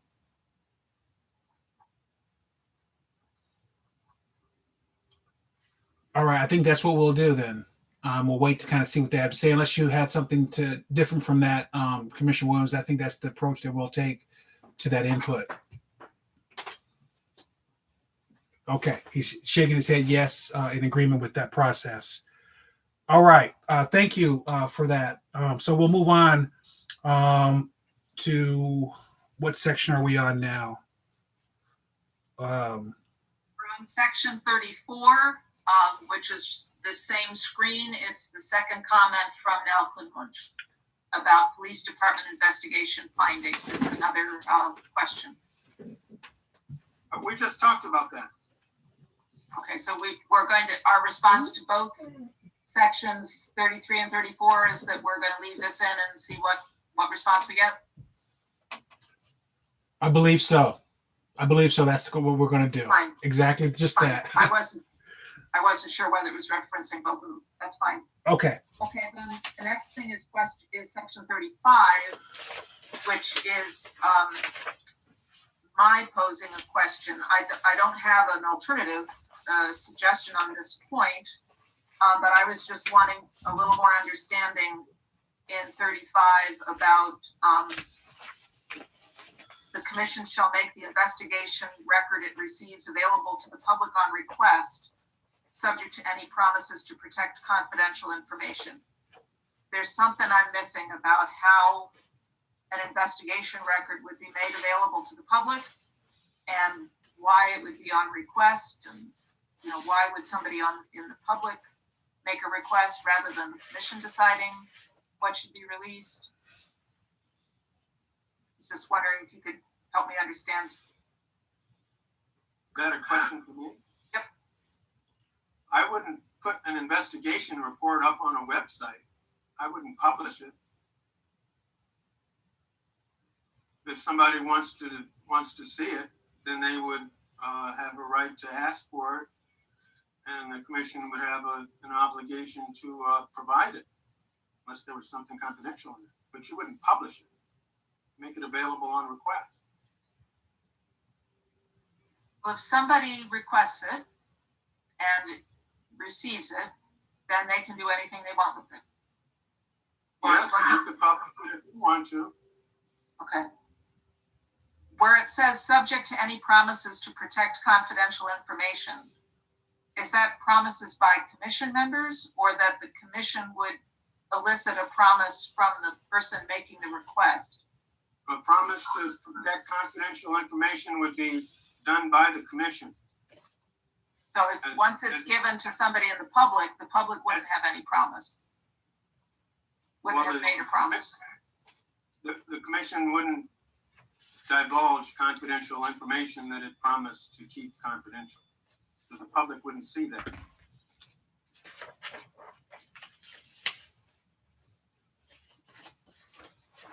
That's what I thought you meant. I'm not positive that it's clear.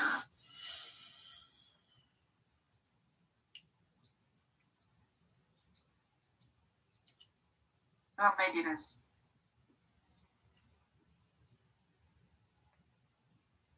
You could always file an FOIA request and see if you could penetrate that promise to protect confidential information. But that's another story. Can you say a little bit about what you're anticipating here? What you're wanting to provide for? For example, if a member of the public files a complaint, are you thinking that person might want to request the investigative record without confidential information, and they would get it from the commission? Or what kind of situation are you thinking about here? So there are two sections earlier on, section 21 and 22, that discuss confidentiality, confidential information. And in those sections, we talk about those promises to protect confidential information. So if the commission is allowed to see something that the police department says is confidential, protected by statute from disclosure to the public, the commission can look at it, summarize it, produce a summary that doesn't include the secret information, and release that to the public. And that's what the public would see if somebody from the public made a request for the investigation file.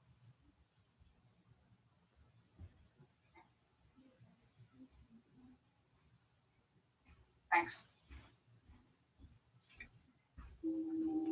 Also, are we now complete with section 35? Does that kind of clear everything up for you that you had questions about, Vice Chair? I had one other suggestion in that section on a different subject, where I'm suggesting a new point C that would say, the commission will give any person, including the complainant and any police officer involved in the incident who has information bearing on the incident, an opportunity to provide that information in person in a meeting with the commission or its members. This is something that is in the Ann Arbor ordinance, and it's saying that if somebody makes a complaint and they do so, knowing that this commission exists and thinking that it's a good thing for the commission to review the complaint, that they would like to have an opportunity to speak before the commission. That's another way that having a commission could allow people in the community to be more engaged.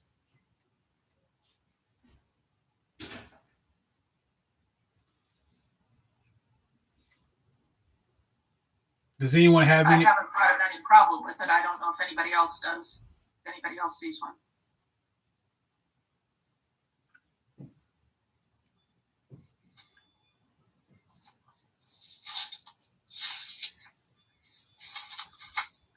I don't think we do. I thought there was a quick second there. Someone was about to give some input, but I don't see if anyone has a problem with it. Do people think it's a good idea to add?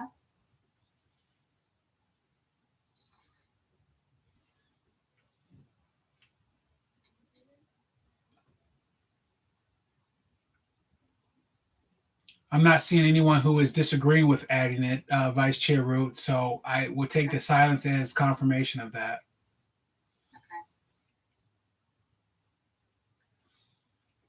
We've gone through all the comments that were sent ahead of time. That was section 35. The entire document is section 38. The other comment that we have, the other input we have is from Kelly to add an appendix. So that's a big item that we still have ahead of us. But I thought this might be a good point to just ask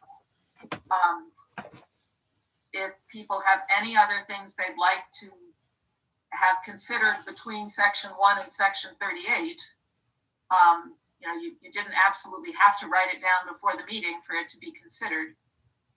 If somebody has anything that has come to their mind during this meeting or at any previous time about something they'd like for us to consider about these recommendations. Please go ahead, Commissioner Ellsworth Etchison. The only thing I had that we didn't discuss, I had sent in on the 14th, just adding a little bit extra to the subpoena power that we had in the document of that would include like internal affairs. I think our language that we had in there, like it didn't include outside bodies. And so I can read what I submitted. I can read what I sent in. Please do. I put to expand to include compelled information from witnesses outside the police department. This will include internal affairs. This will also include internal affairs to obtain evidence from police officers they may be investigating. And so I can't recall, I don't have the document with what the language was in there already.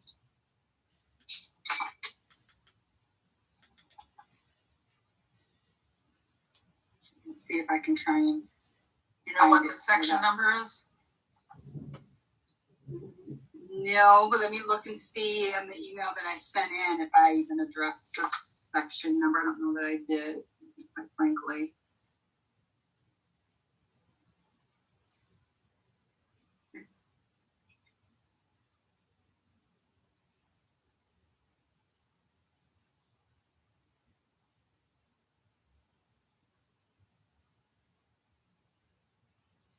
No, I didn't enter the section number when I submitted it.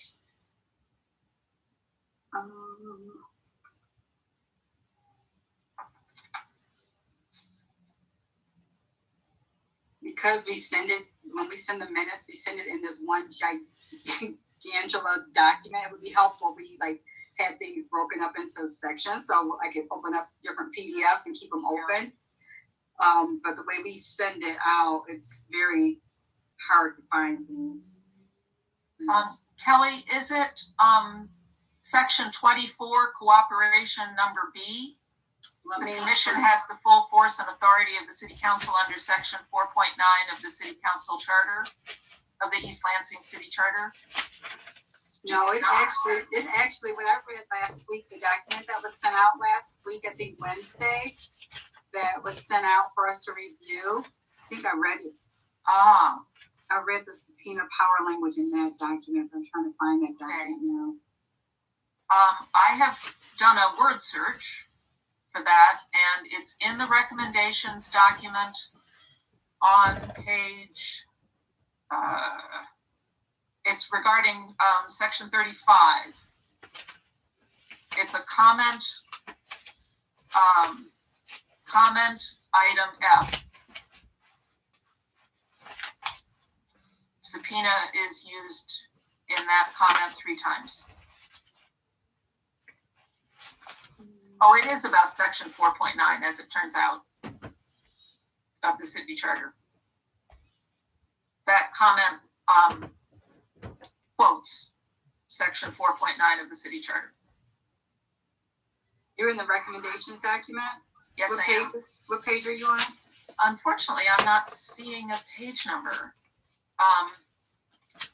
If you do, can you do a search? It's page 32. Page 32, thank you. Thank you.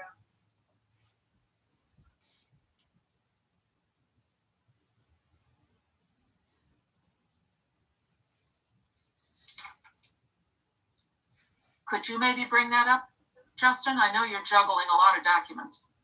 Oh, you've got the right document. Yeah, you've got it. Thank you. Okay, I'm looking at the wrong document. He's got it up on the screen. This is a direct quotation from the city charter of the power that the council has under section 4.9 of the city charter. Okay.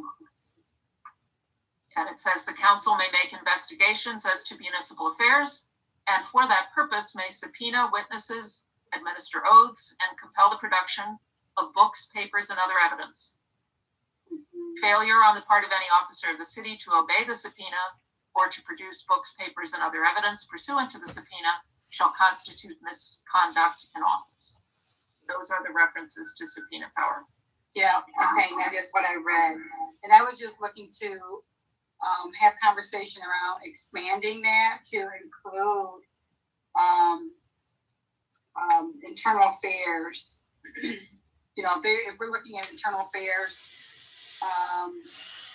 for some outside agencies, the state police, Michigan State Police, or whatever that's investigating something, that we might need to subpoena, have the ability to subpoena. And so I was just looking at expanding upon that.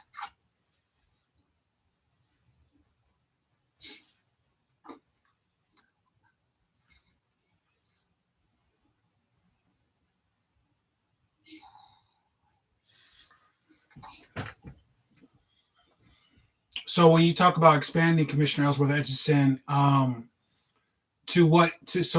so can you help me out, because I'm a little bit not. So I wrote to include compel information from witnesses outside the police department. This would include internal affairs to obtain evidence from police officers that they may be investigating. And actually,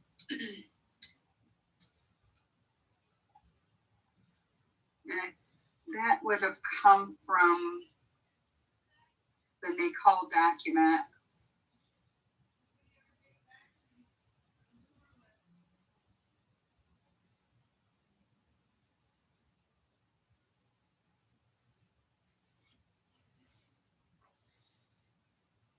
Well, we can't amend the city charter at this time by this ordinance. We can't do that.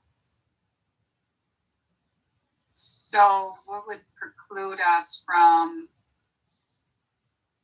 just like I'm with the appendix that we're going to discuss sometime tonight on the qualified immunity, like having something added to the code? I think a change in the city charter requires a vote by the people. Okay. On a ballot. Were you going? So does this have to be part of the city charter? Well, what we're reading that you were saying you'd like to. Well, that was and I didn't. Yeah, language in the city charter. Yeah, but could we? I guess what I'm saying is, can we move that away from the city charter itself? Yeah, I hear what you're suggesting, and I don't know quite how to implement it. Were you about to jump in there, Commissioner Harrell? Yeah, so because this stems from the city charter, right? This provides the authority of the council over employees of the city. So that there's no way to say that the city council can subpoena Michigan State police officers who are conducting an investigation without amending the city charter itself and without probably amending state law. Right.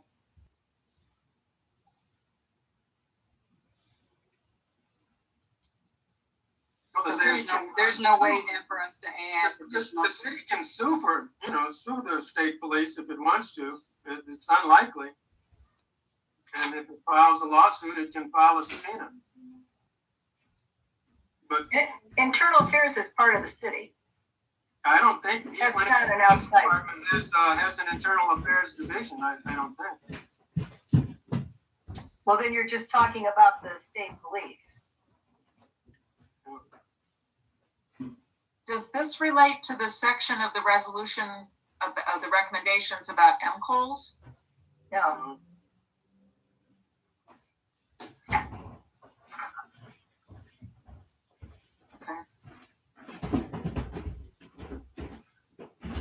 don't know. File it, to get a subpoena, you have to have a lawsuit going.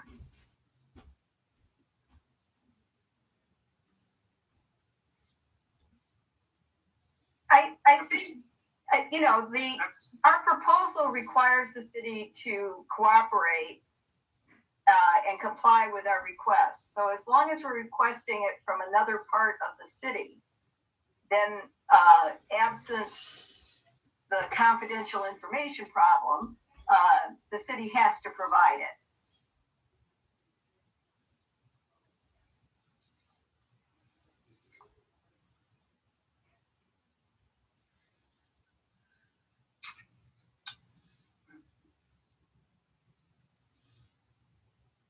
I just want to make sure everyone has an opportunity to weigh in while you're processing the new information from Commissioner Boyle in regards to her last comment.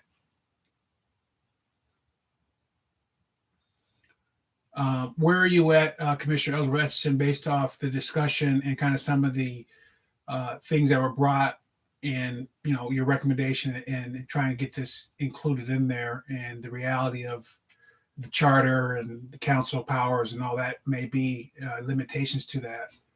Where are you at now with the discussion? Accepting defeat. I'm just accepting what it is. Yeah, and I didn't want to say it for you, but I just think that's something that will, another day, another option, another opportunity, and we'll leave it at that. Did anyone else have any more points to that discussion, or wanted to weigh in? Were you waving your hand, Vice Chair Root? I wanted to bring up one other issue in the recommendations. Please. I know I've brought up a lot before the meeting, but then I had one that came to mind today that I think is straightforward, and it's an issue we've talked about before. It would be an additional subsection in the commission duties that would say, and that section has a lot of things the commission can make recommendations about. So this would say the commission may make recommendations to the city council about issues to be discussed in contract negotiations with police unions. This was something Council Member Bacon expressed an interest in from the study committee a little while ago at one of our earlier meetings, which we didn't have time to address, but it seemed that would be consistent with that, putting that into the duties of the Oversight Commission on an ongoing basis might address that interest.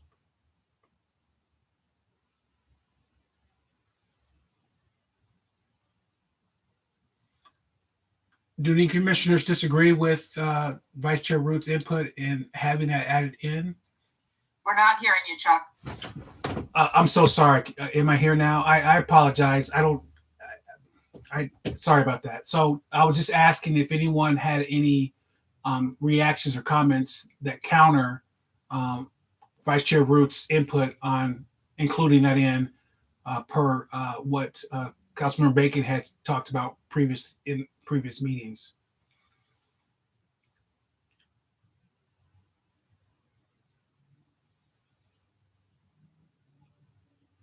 So I don't see any dissent to what your recommendation, Vice Chair Root, and I think we can go ahead and move on if you don't have anything else that has come to light as we were doing our discussion with recommendations. Did anyone else have? I know maybe some of us didn't get a chance to really maybe look at everything. I just as we've been talking here, did anything else come to play before we go to the next phase of this process in regards to their input on these recommendations? And please feel free. We can always go back to something we've already covered, just in case we need to, and look at it as a whole. But I just want to make sure that we got everyone point of emphasis about what's important to them with their input, with the recommendations.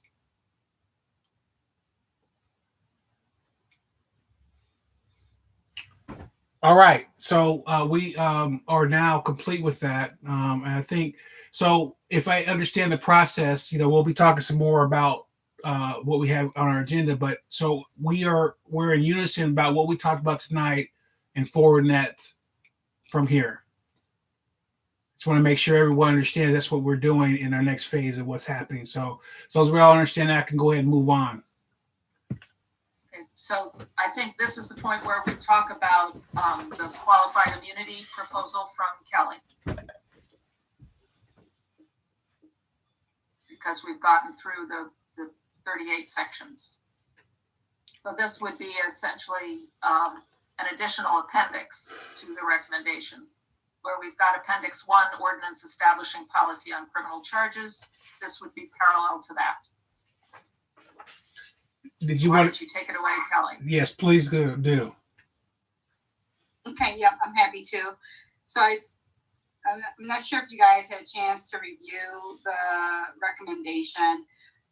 As you know, New York City Council recently paved the way where you don't necessarily have to sit and wait for legislation to be, drafted and passed and into law and all of that for qualified immunity. And so, my recommendation, and I put some links in there for some reference for you guys. But my recommendation would be, and I'll read what I wrote on there. And Justin, if you want to pull it up, you can. But if not, I'll just go ahead and read it. And I can still read it. So it's recommended that East Lansing City Council adopt an ordinance that adds a chapter to the Code of Ordinances, which establishes a local right to be free from excessive force and unreasonable searches and seizures. It would mirror the Fourth Amendment, and the ordinance would call for it to be interpreted the same way. It allows citizens to bring civil action within 3 years after deprivation of the right, while explicitly providing that qualified immunity or any other substantially equivalent immunity will not shield officers from responsibility. And so I put in some of the references there of where that information was drafted from, and so mostly from New York, from what they did. So if you have any questions, this is a good time for us to open up for discussion. I gave in the document some background on why qualified immunity even came to be known also as the Ku Klux Klan Act, which was really about doing away with violating civil rights for freed slaves. Then it, became a thing of, well, officers would feel it to be interfering if they were dealing with these civil lawsuits, interfering with their ability to perform their jobs and so forth. And so the modern day application of qualified immunity, as you saw in the document further down, it's not even relevant today of how it's being applied, because it does not get in any way of an officer to continue to do their job, considering that they may still be working and not on removed from duty on some kind of a suspension or what have you. Typically, the city are paying for those expenses. So those concerns of why it was originally brought to be are no longer the case. So I've got those links in there if you want to click on those links and read that information for yourself. But that is what I'm recommending. That is something that came up in our community input session. There was actually, I think, in Commissioner Boyle's community input section from the document that we received of all of the breakout sessions, there was right off the bat, there was conversation in her breakout room around qualified immunity. And so it was that was just all unfolding in New York. And so now we have more information about it. And so here's the place where we can open up for dialogue if you guys have any questions around what I'm recommending. Please go ahead, Commissioner Boyle. Thank you. Well, I am not comfortable making this recommendation, and I'm not comfortable attaching it to the committee's report that's going to council, which I think is in pretty good shape right now. I think, we're part of America, and the American way has become, if someone does something you don't like, you sue them. And I see this as, well, if the police officer does something that an individual doesn't like, we want to make it easier for the individual to sue the police officer, and by extension, in this case, the city of East Lansing, as the police officer's employer. And when I looked at the resolution that created this committee, the resolution cites building trust and nurturing legitimacy on both sides of the police-citizen divide is the foundational principle underlying the nature of relations between law enforcement agencies and the communities they serve. That's a quote in the introduction. And when we look at our task, it says the study committee will make recommendations to the city council designed to enhance community relations by recommending policy and procedures, including but not limited to how to create and implement an independent police oversight commission.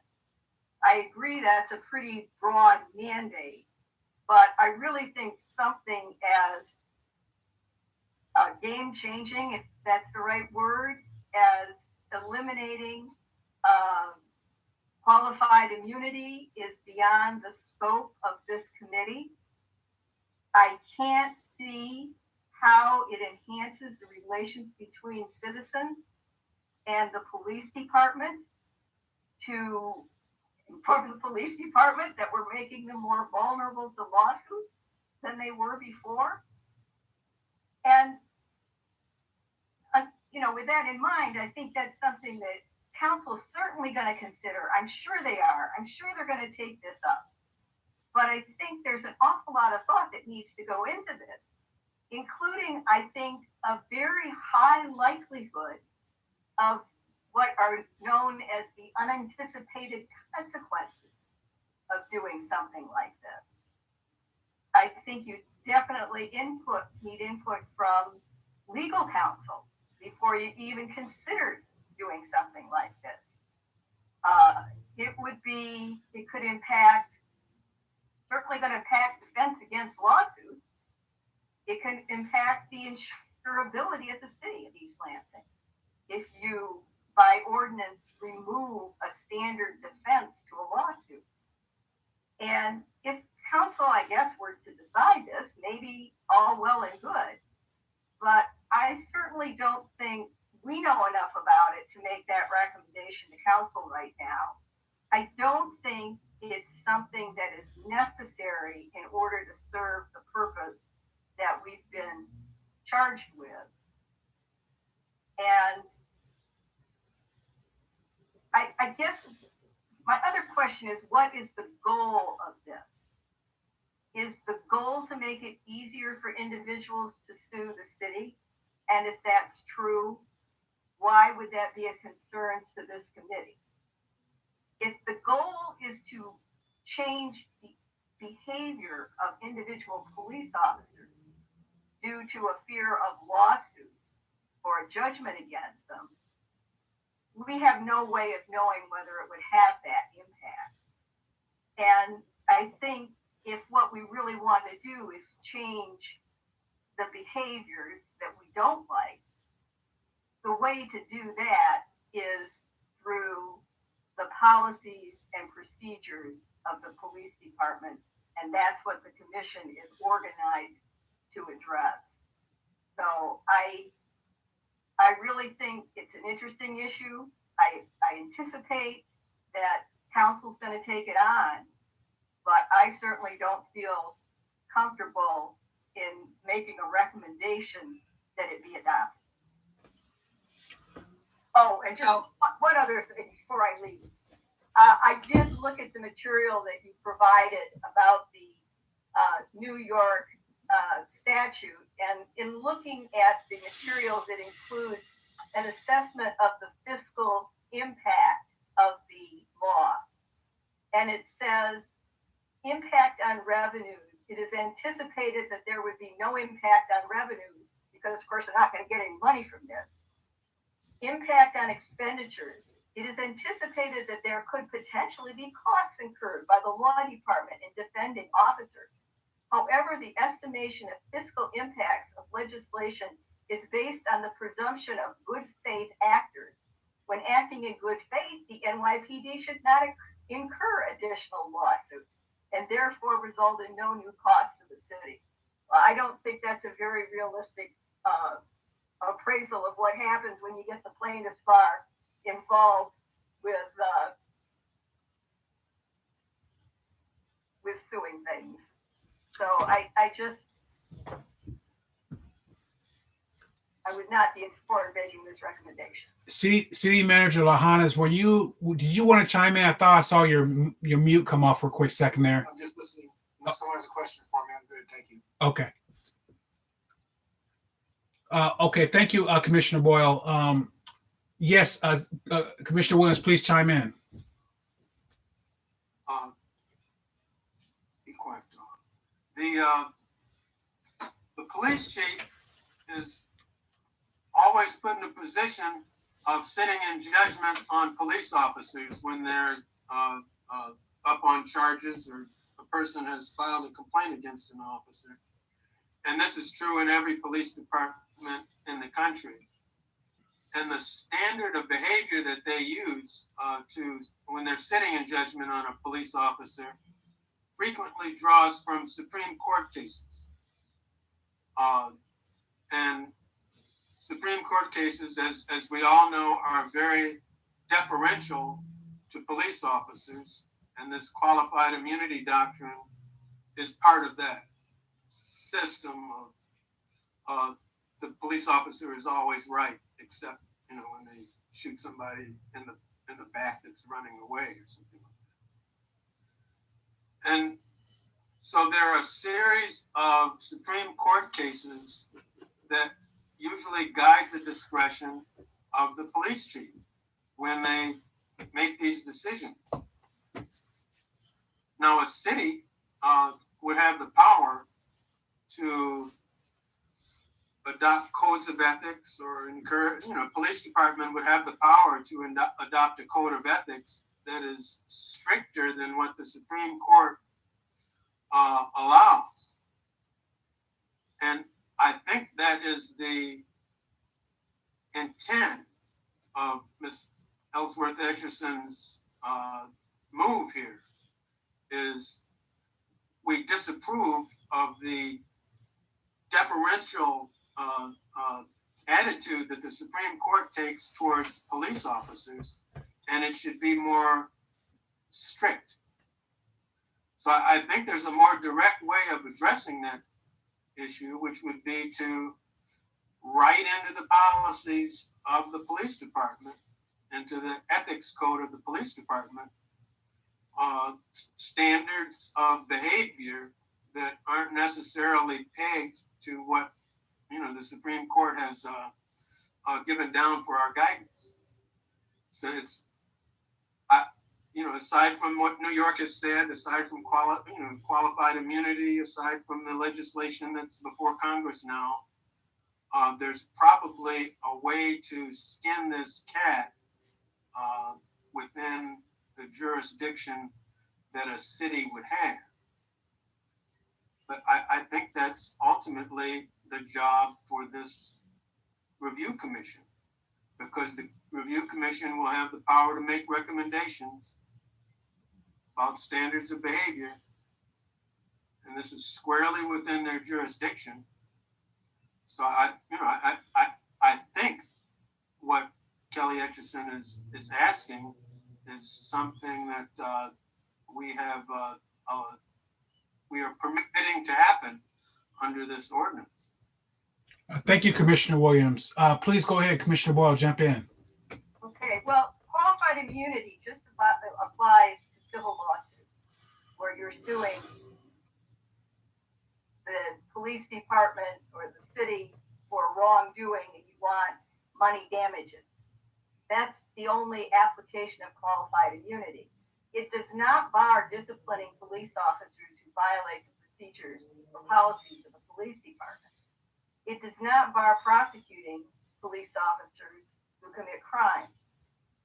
So the things that this commission is overseeing in the city of Lansing are not impacted by qualified immunity. You can discipline a police officer if the police officer violates the policies and procedures and behavior requirements that are set out by the Department of by the Department of Police. You can discipline them for that. Qualified immunity has nothing to do with that. So if the commission, working with the police department and the city, helps form new policies, more effective policies, better procedures, better training, and police officers don't abide by those, then you've got recourse and you don't have to worry about qualified immunity. It's not going to have any impact. That's where our energies need to go. Thank you, Commissioner Boyle. Did you want to respond, Commissioner Ellsworth Etchison? Yes, I would.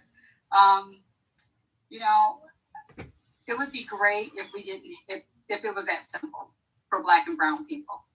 It would be great if discipline would work out exactly how it should. And people wouldn't have to look for other recourse to satisfy their civil rights being infringed upon, over policed, extreme use of force. And the system protects its own, quite frankly. And so is the purpose of it is for me I think the question that you submitted was one of my purposes of submitting this, or what was my goal? Was it just to make it easier to sue the police? What it is doing is really to pave a way for people to, when they are over policed, with extreme use of excessive force, and the system fails them. Because we see that time and time again. We have seen that play out time and time again when people have been killed with their backs turned, people have been killed with their arms up. When the system is failing, and there is no other protection. And so I would disagree that this body is not set up in place to help bring about change in over policing. So that's what I would have to say to that. I disagree with you that it's as easy as you have painted it to be, that there's a system in place that's all fair and equitable, because it's not. And quite frankly, if it were, we wouldn't even be as assembled as a body, quite frankly. So that's what I would have to say on that. Thank you, Commissioner. I see a hand up, and I can't tell if that's for Commissioner Boyle or City Manager Lahanas. Did you raise your hand function, City Manager, or is that for Commissioner Boyle? I'm sorry. I did not, unless I did it on accident. Okay, yeah, you do. You have a little bitty hand up right now. Okay, so all right, thank you, Commissioner. So I want to just so I'm trying to get this kind of understood. Commissioner Ellsworth Edison, when it comes to what Commissioner Williams had said in regards to the policies and procedures and writing in a code of ethics and conduct and going about your input in that direction, was that something that you can consider, or are you still where you're at with wanting your exact recommendations that you have put forth to be added in the appendages based on our discussion that we've had so far? What I would do is I'll table this for now, and then if I can connect with Commissioner Williams, we can have some conversation. And but I'm not pulling this off the table completely right now. I will table it. I'd be willing to table it, and we can have some conversation and come back to it. Thank you, and I really appreciate that, because I know this is important to you, and you put some time into. Especially for the issues that you've raised, which are important issues. And I really believe, if willing, you and Commissioner Williams can really come up with something in a way that I think helps start that process in a way that I think you want to see it end, starting with those code of ethics and conducts and policy and procedures, and building from that. And that's just my opinion, but I really think that may be something that's really increases the percentage of success with you being able to get this included into our recommendations and get that turned around in a way that we can hopefully get it included into what we're doing. Is that okay? Okay. Yes, Vice Chair Root. Just a quick word. I want to say that I felt very positively when Kelly brought this up. And also feel that the way you just expressed it at the end of this conversation is really telling, about the importance of it. And it came up in the community meeting. It is, of course, an issue in the Congress right now as part of the George Floyd police reform bill. It's one of the key issues being debated between the House and the Senate. So, qualified immunity is on the national agenda. And when we started, I think, when the study committee started, I think there wasn't an example of a city dealing with it at a municipal level. So this is a new idea. I agree that it's a very major issue that it would not be appropriate for us to decide on, in 25 minutes in one meeting. So I think it does bear, serious consideration. I really applaud bringing it up for our consideration. Thank you, Vice Chair. Does anyone have any more discussion in regards to item 3.1, qualified immunity from Commissioner Ellsworth Etchison, or can we move on? All right, thank you so much. That was a very important section, and that's a big chunk of what we wanted to get accomplished. And so we'll move on to item 3.2. And I just want to say, I know some of that discussion in that previous section. I know it's important to all of us, and I know that I was happy to see that we were able to get through that in a way where we're able to put something forward and stay on our timeline with what we want to get accomplished here with the little time that we have left. So I appreciate everyone being able to navigate through that. All right, we'll move on to section 3.2. And it is how do we finalize the report to City Council? And we do have an attachment there, appendices to police oversight report. Just can you please, by chance, pull that up on the screen? No. Chuck, while he's doing that, just to finish up the section 3.1 on the agenda. Yeah. If we could maybe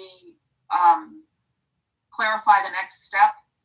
I think the next step is to incorporate tonight's decisions into another version of the recommendations draft as soon as possible, so that can be sent to so that the city manager would send that to the city attorney and the labor lawyer. I think that's what we said last week, and I just kind of want to see if that's everybody's understanding. Yes, I apologize. I just assumed that that's exactly what we were doing. But I'm glad you paused that for a quick second there. Okay. We're waiting for Heroes. Exactly. Cedric was going to write something. If it's possible to do that, even if it's not a final perfect version, get something in so that it can be included in what would go to the attorneys. That would be great. I'll have it by Wednesday at the latest. And Eric, you're going to do the redrafting, is that right? Yeah. You have our massive appreciation. So could I just ask quickly, is there any particular areas they're supposed to focus on? Are we expecting they're going to review the entire document? I just want to see what's the total length of the document? Is it 60 pages at this point, or is that without? No, I think it's only 38 or 40 pages. 40 pages. Okay. All right. Yeah, we've talked to both attorneys, and they are ready to receive it. They think they have from Tuesday or Wednesday to next Wednesday. And what they're going to do is they're going to not write an opinion letter, which would be too lengthy. They're going to, in the document, put comments, concerns, questions, issues, recommendations, whatever they see appropriate, so that we can note areas of concern or things that have to be thought about, fixed, changed, whatever. So that's what I've asked them to do, and that's what I believe they can get done in that time frame. Thank you, City Manager Hannes, and that has been a formula that has worked for us before in the past. So we appreciate you making sure that is how they're going to present that for us. So that's very helpful. Anything else, Vice Chair Ruth, that I did not capture before we move on or clarify? That's great. Okay. All right. So we're on to item 3.2. And as you can see there, we have, the appendices to police oversight report recommendations. And how do we, fundamentally get this report to City Council? And so, I'll go ahead and open it up to the commission and Vice Chair Root in regards to how to go about this next section and how we get to the final report. I can start in a little bit. We have drafts of an introduction by Quentin Tyler, 2 chapters about East Lansing, one about data about policing and the other about the complaint history of recent complaint review. Then we have a chapter from Cedric, which is the national context and some things we've learned from other cities. And then we have this recommendations chapter. And then I added this appendix, this attachment of a list of appendices as a reminder that there would be appendices and kind of as a stand-in for all the parts of the report. the all the sections have been provided at various points along the way to the study committee and to the public by virtue of being attached to the agendas. Obviously, we've been working very hard on the recommendations the last couple of months. So I doubt that people have been poring over other parts of the report. I think at our next meeting, we want to have some way of getting input into any additions that are still needed or any concerns people have. And either at our next meeting or the one following that, which I think is our last meeting, we'll need to have some way of affirming, what we've gotten to as our report to council. So I think we would, next week we'll have the comments from the attorneys. And so we might do some more rethinking about the recommendations. So I think at the following meeting, we'll be making final decisions about the recommendations. And then we'll also need to, have a way of affirming the other parts of the report. And that's about as far as I've gotten in my thinking. It's a lot further than mine. But I was wondering if any other commissioners want to respond and chime in on what you just heard and kind of has been laid out for how we do this. Yes, Commissioner Raw, please go ahead. I was just wondering if we have a process in place for making sure that the report is consistent, by which I mean sort of stylistically. So it's not, footnotes in this chapter and endnotes in this chapter and comments in this chapter and, sort of an editing process, I guess. Yeah. Well, stylistic consistency can certainly help so that people aren't stumbling over stylistic issues when they're trying to focus on substance. I am willing to be the person who would be responsible for that. You and I, fortunately, talked before either one of us put our fingers on the keyboard of our drafting and agreed that we would do footnotes. And I think that was extremely beneficial to both of us. So fortunately, we're already, in tune on that. There are subheadings in those chapters. I'm willing to do the work of making those consistent. I don't think that would be a really big task.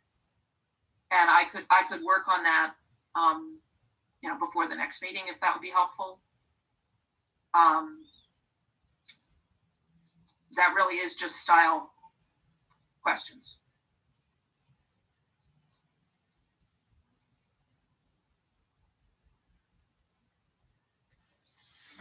I think obviously the recommendations chapter will be completely different from the others. We're not trying to have them be the same, or in fact, trying for them to be quite different. So that's okay. But chapters 1 through 4, it would be very good for them to flow well. We also, we're practically publishing a book, but we do not have the advantage of an editor and publisher for a book. So I think that council will realize that this is the product of 8 months of work by a volunteer group of people. So it's not going to be a perfect publication.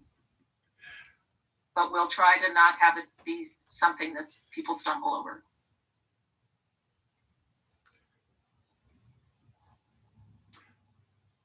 Any more comments or input on the process?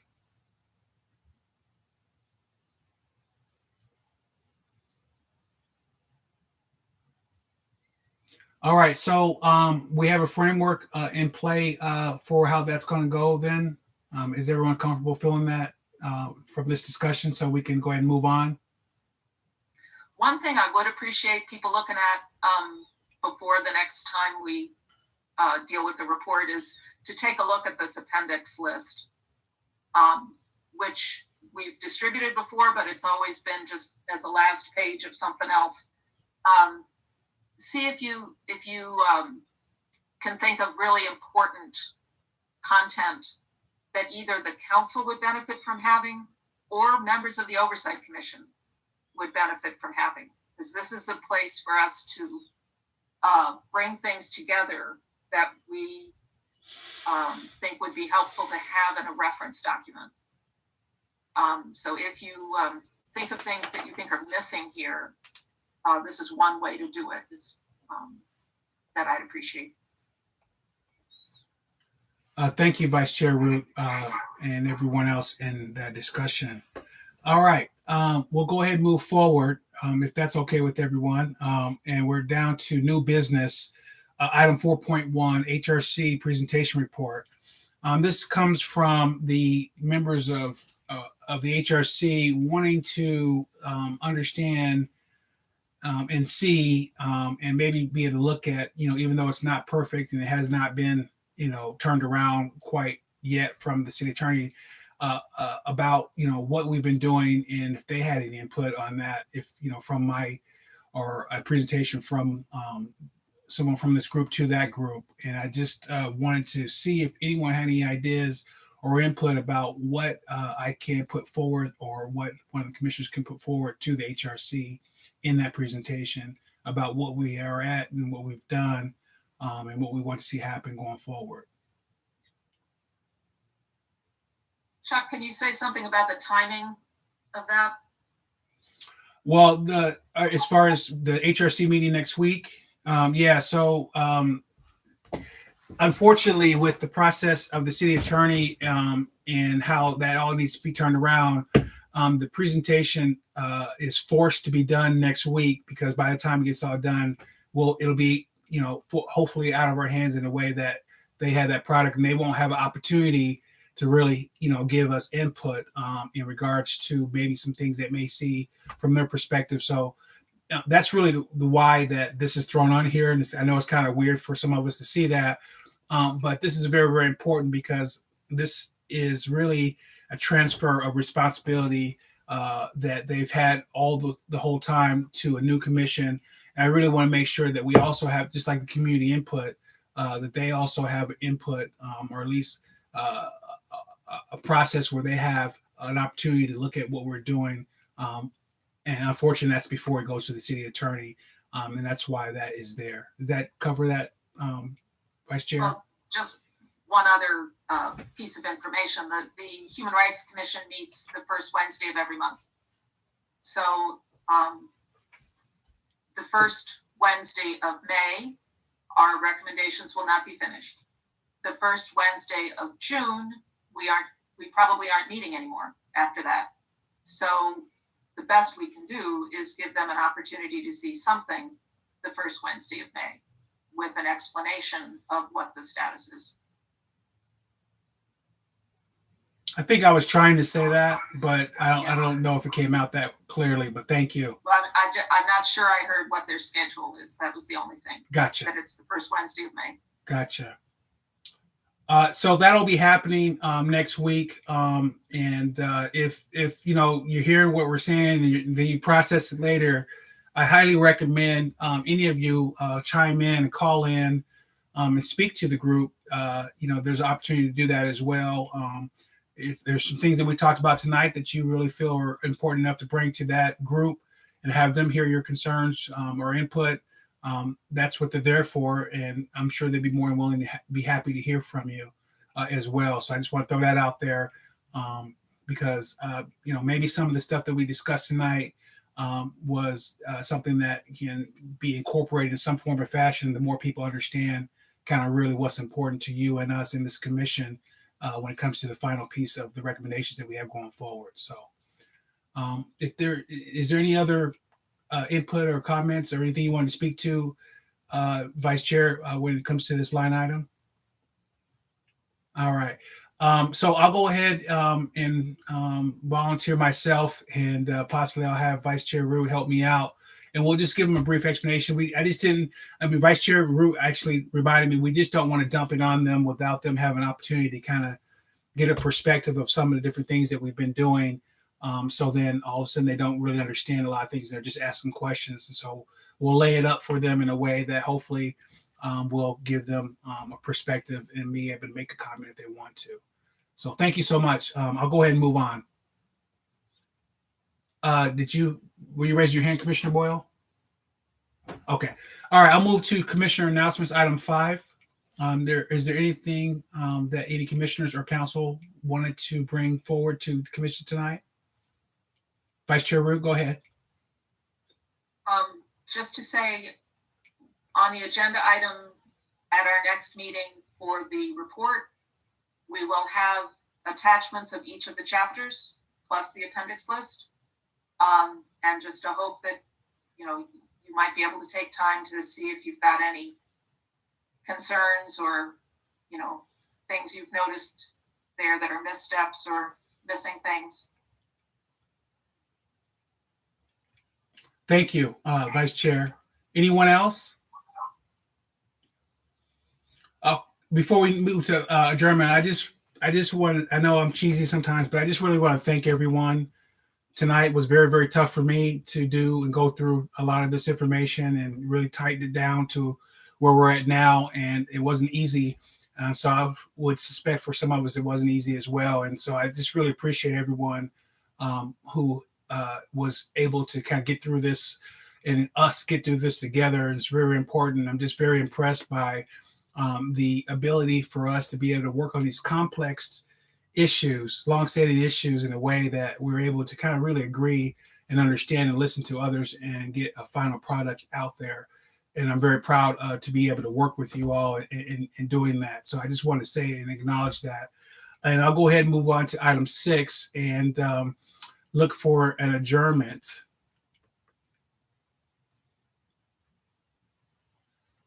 Moved by Vice Chair Root. Is there a second to us adjourning for the evening? Seconded by Ellsworth Edison. Is there any discussion on adjourning? All those in favor, please say aye. Good night and take care. Thank you so much, everyone.